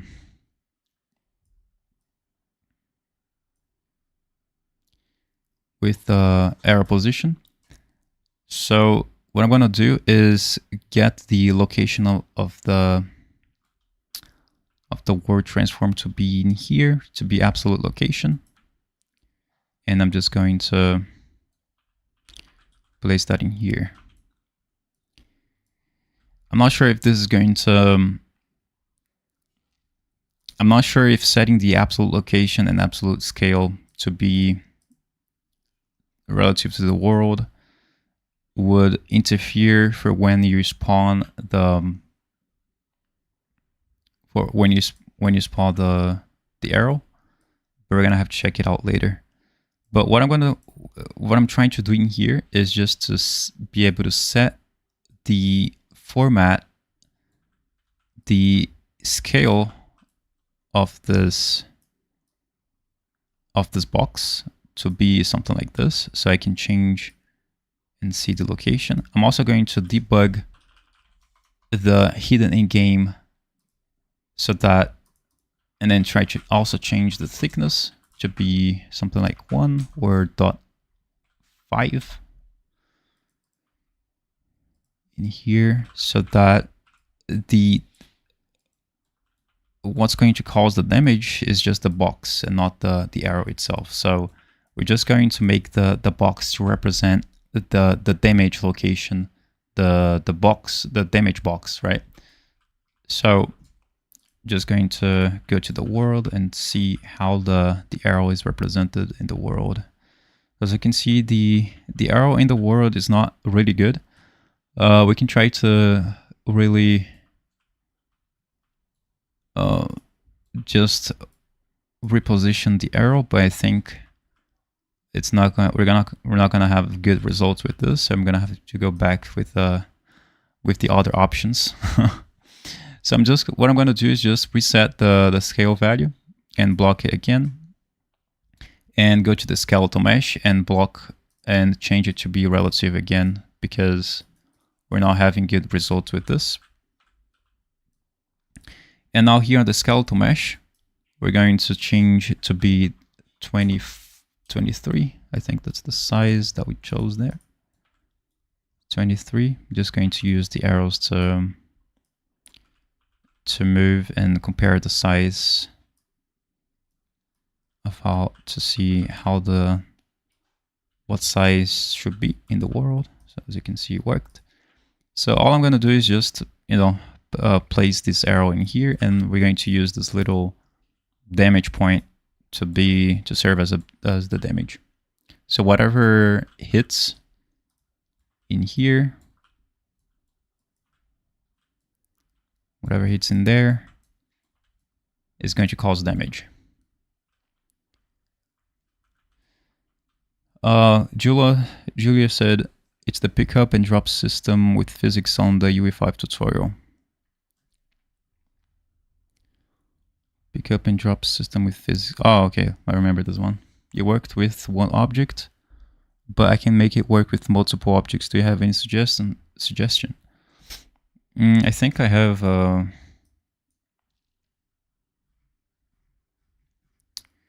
a tutorial about this. I don't remember. I don't remember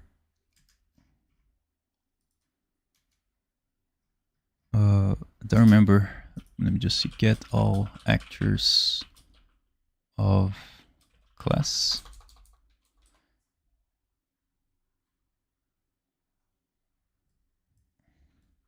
Yeah, but essentially what you're gonna have to do is, if you want to pick up multiple objects, you're gonna have to, I guess we're gonna have to make another tutorial about this, but I think I remember I did a tutorial about this.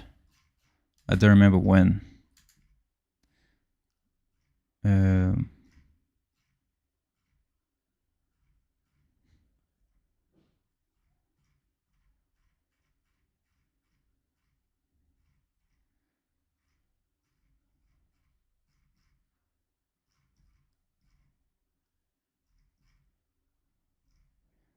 Yeah, I think I've made a tutorial about this, but I don't remember when. So, oh yeah, I think I've made a. Let me just see if I can find the link.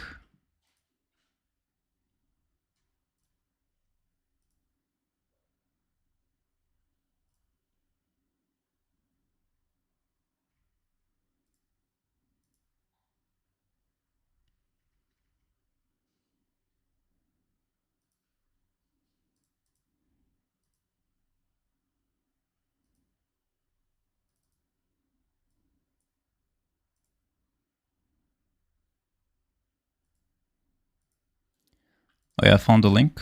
I'm going to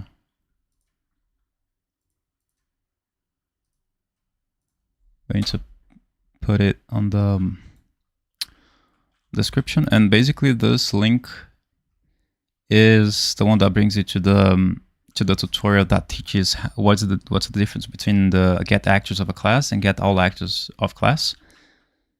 And basically the difference between them is that one, you can get one single class, and the other one you can get multiple classes. Let me know later if that helped you, because the get all actors of a class gives you all the actors of it. But there are many ways of doing this. I'm gonna have to make a separate tutorial on that as well. So this is a question that I get a lot: how to pick up multiple systems, or how to identify multiple systems. But I can try to explain what I've done to achieve that.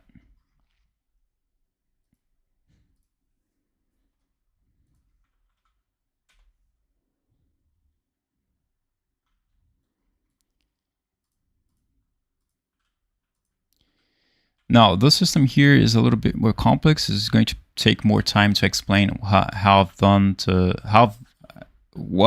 make the character to be able to pick up multiple weapons instead of just one. That's going to take a little bit more time because those weapons are parented to another blueprint, so it's going to confuse you a little bit. So it's better to not be able to explain you. It's better to not explain what I've done here because it might confuse you. So, yeah. So I'm just trying to spawn this arrow blueprint here instead. So when I shoot, as you can see, when I pick up the bow, it's not spawning any bullet right now. I'm not sure. Okay, this is spawning, but when I pick up the bow, it's not spawning for some reason. No, it's not spawning the bullet. It's not spawning any bullet, but it's hitting the character. That's very interesting. So I guess we're gonna have to adjust the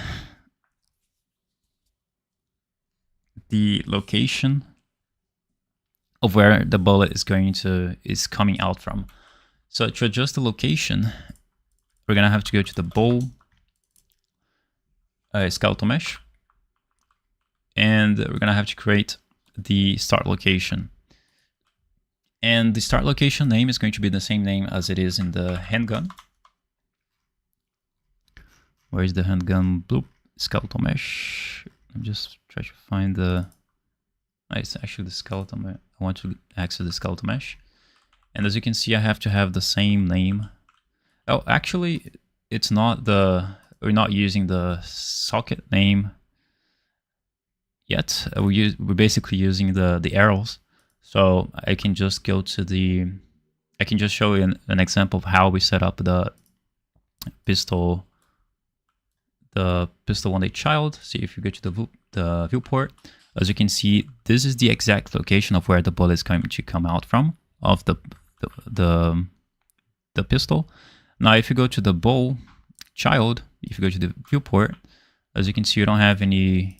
Actually, have the bow start location, but it's not set up exactly yet. So I'm just going to move. It's actually not appearing at all. I don't know why it's not appearing. Let me just see what are the changes I've made in here. So I didn't change the scale, I just changed the arrow color. So I'm just going to do the same. I don't know why it's not appearing here. That's very weird. So yeah, I think the arrow size is going to change. Yeah, that's weird. I think that's a bug. Maybe it's a bug. I don't know. If I try to reset the location. Yeah, that's very weird. Let me just see. how it is shown in the weapon master. Yeah, it's also not showing up in here. Let me just try to add another arrow. There we go.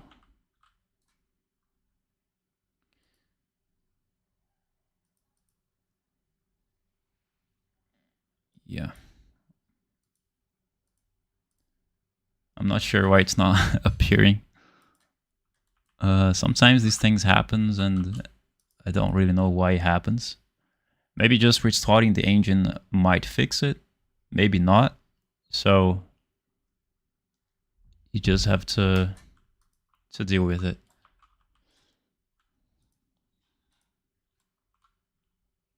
But what I'm gonna do in here, okay, this is called bullet start location, and this is as well. So what I'm gonna do is just delete that one that is in the weapon master. I'm just going to delete it. There we go. Now I'm going to just add a new arrow and then just let the new arrow to be named as bullet start location again. And it doesn't matter if you to change. You don't need to change the size or anything. Just let it default. Same as for the box scale. That's something I have to change later. So it's better to just leave everything on the default value. So I'm just going to go back to the bow, and in here now then I can change the. Let me just have the snapping effect by clicking here. So I can just move that to here, and I don't even need to change the scale of it, because right now I think it doesn't really matter. Now I'm going to go back to the pistol on each child and move to the start location of where the bullet is going to come out. As you can see now, the area is really big. I can try to change it to be .3. I think you don't really change the scale from here. You change the arrow size from here. .3. As you can see now, I can change the arrow size. So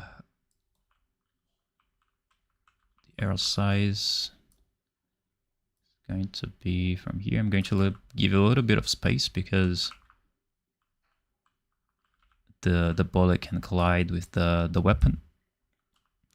Because what's going to happen is that as soon as you spawn the bullet, we need to have the location of where the bullet is going to spawn. And if it spawns very close to the weapon, the bullet itself can collide with the weapon and not hit anything. So with the bow child, we can just do it as well. I'm going to change the size to be .3. And yeah, the arrow length, I think it's going to be a little bit more longer, maybe 100. That's gonna work. All right, so we're going to go back to the sandbox character and see where the weapon shooting is. So in here, as you can see, we have the bullet start location. As you can see, when I deleted there and then added the same name of the arrow, when I deleted the arrow and then I added another arrow with the same name of the one that I have deleted, as you can see, the reference we didn't get any arrows because I've replaced it with the same name. I've just replaced the arrow with the new arrow because it was glitching. And yeah, in socket name is going to be none. And in here is the thing, because here we're going to have to select which kind of projectile, which kind of bullet we're going to have to select to spawn, right? And in here, select the pistol, so it's always going to spawn the pistol, regardless of the weapon you're holding. So we're going to want to just get the weapon tag and get the switch. I think we're going to have to get the select node in here and get the saved weapon tag. So as soon as you connect the saved weapon tag, here you can select basically the class, which bullet you want to spawn depending on the weapon you're shooting. So here the pistol is the pistol bullet. Where's the bullet? projectile. So here you can select the pistol projectile, and for the bow, we're going to select bow. No, it's arrow projectile. All right. So now we're going to test it out and see if it works. Let's see if we're going to be able to get the arrows to come out of the bow. Not yet. I don't know why. Let me just see. We're gonna have to print a string and see what's happening here.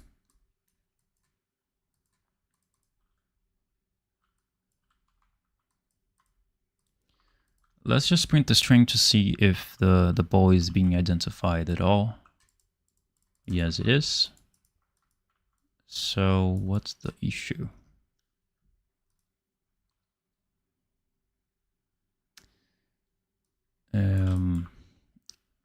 Let me just print a string to see. Actually, draw a debug point to see where the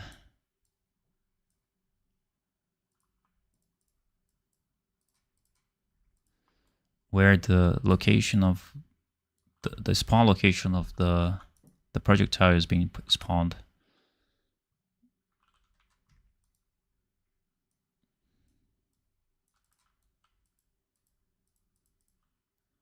Yeah, it's being spawned. As you can see, if I try to change the size to be 22, let me just see where it is. As you can see, I'm getting a orange point in there, so it's being spawned right there. But I have to check how the projectile of the arrow is being spawned. BowChild. So this is the BowChild and the pistol.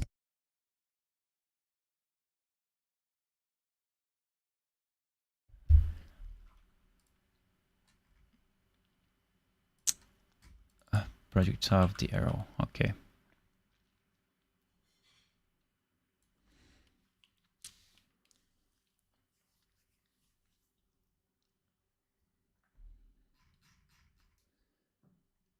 Maybe the collision of the skeletal mesh has to have collision. Let me just check if the bullet, because we have to set some parameters in here to check if they are the same. So for example, here on the skeletal mesh, or actually in the skeletal mesh and the static mesh of the bullet, we have a set of collision parameters that we have to set in here. So in the static mesh, we have the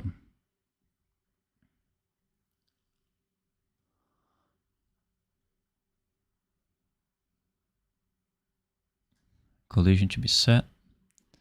We have the no collision, word dynamic. So we're going to do the same thing, custom, ignore everything, word dynamic, no collision. For the skeletal mesh, for static mesh. I don't know if using the static mesh instead of the skeletal mesh is going to change the projectile physics or anything and cause it to not spawn, but we're gonna have something that we're gonna have to figure out how to do, because if the arrow does not work with as a skeletal mesh, we're gonna have to convert it to be a static mesh so that we can make sure it works.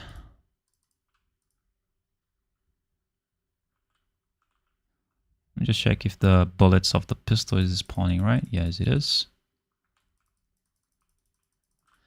Maybe, yeah. The bullets are spawning. I know they are.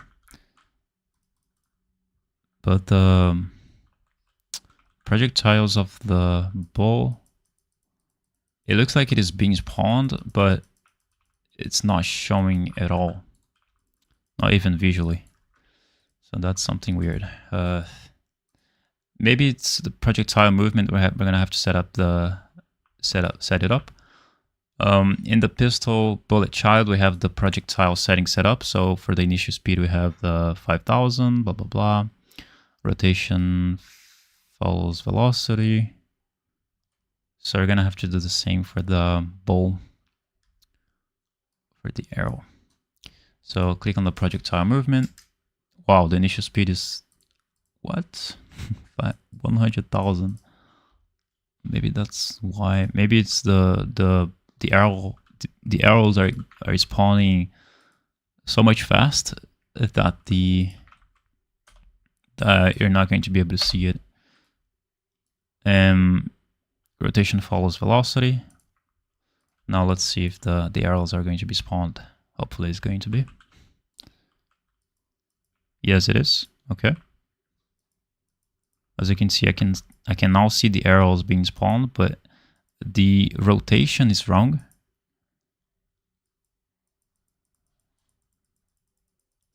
The rotation is wrong. So what we can do instead, let me just see if the bullet location, sorry, but the bullet rotation is wrong as well. Let me just see. Yeah, I think it's not wrong. But we're gonna have to debug this. And yeah, but I think rotating the arrow should work, because if we do that and then rotate it, I think that's going to solve the issue. We just have to see if the rotation is correct.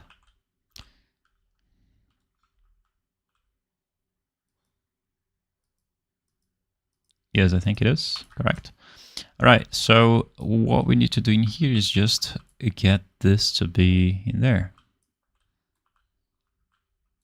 Get this to be in here. So this is going to be, remember the damage point is going to be in here. So, and just remember to not have any, if you click on the skeletal mesh, click on the ball, and remember to set all the collision settings to be no collision, word dynamic, and ignore everything. And what's really going to act in here for the damage point is this box. I just need to check right now if this box check the collision settings of the box to see if it's really.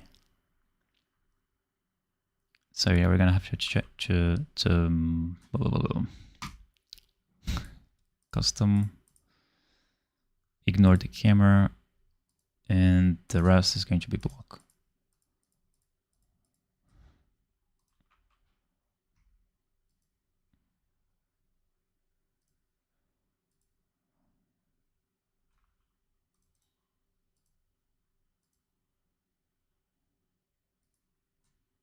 All right, so let's test it out to see if it's going to work.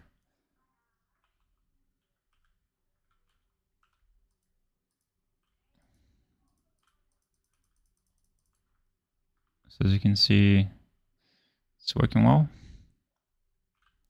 I'm just going to place this box a little bit before because as you can see, it's a little bit floating. When you shoot, looks like the arrow is floating a little bit. So what I'm gonna do is just place the arrow to be a little bit further, like this. And that's going to make maybe it's going to make the effect that the arrow is going to pass through the block, which is not something that would really happen if we're shooting concrete. So we're gonna have to set maybe specify later.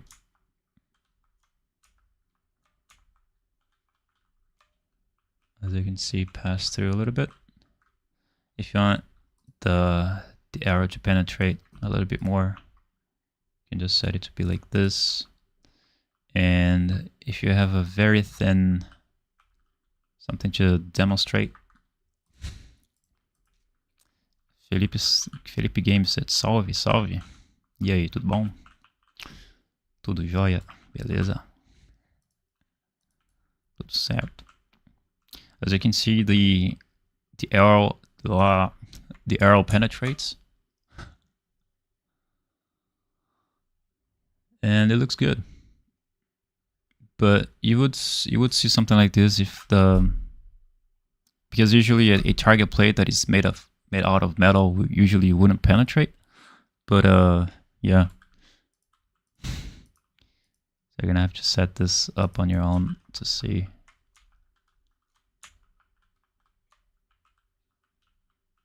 It looks really good. I'm really impressed with the result. I'm really curious to see how which animation we're going to use for the bow, for shooting with the bow, because it's something that really matters in the game. It really looks great when you're shooting with the bow, and when you're picking up arrows from the back of the character. So usually characters who holds the ammo pockets of the arrows, they usually pick up from the back. So when you're reloading the bow, as soon as you shoot, the character is going to be able to pick up the arrows from behind, from the ammo pocket, which is going to really look good. And yeah, so that's going to be it, guys. Hopefully you enjoyed it. We just set in today's tutorial, we set the character to be able to pick up, not pick up, but set up the projectiles for the bow. We set the physics, corrected some bugs, and we expanded the code to be able to make the bow to work using we don't have physics in here. It's just collision issues. We've set up the curve for pulling the string of the bow, and we've set up the animation blueprint for the bow, and we've also imported the arrows for the bow, and we did everything for the bow. Now the bow is working. Now for the next tutorial, maybe we can think of adding the animations for the bow for the character shooting, and that's it. So Mogamo said good progress. Appreciate it. So that's going to be it, and I see you in the next one.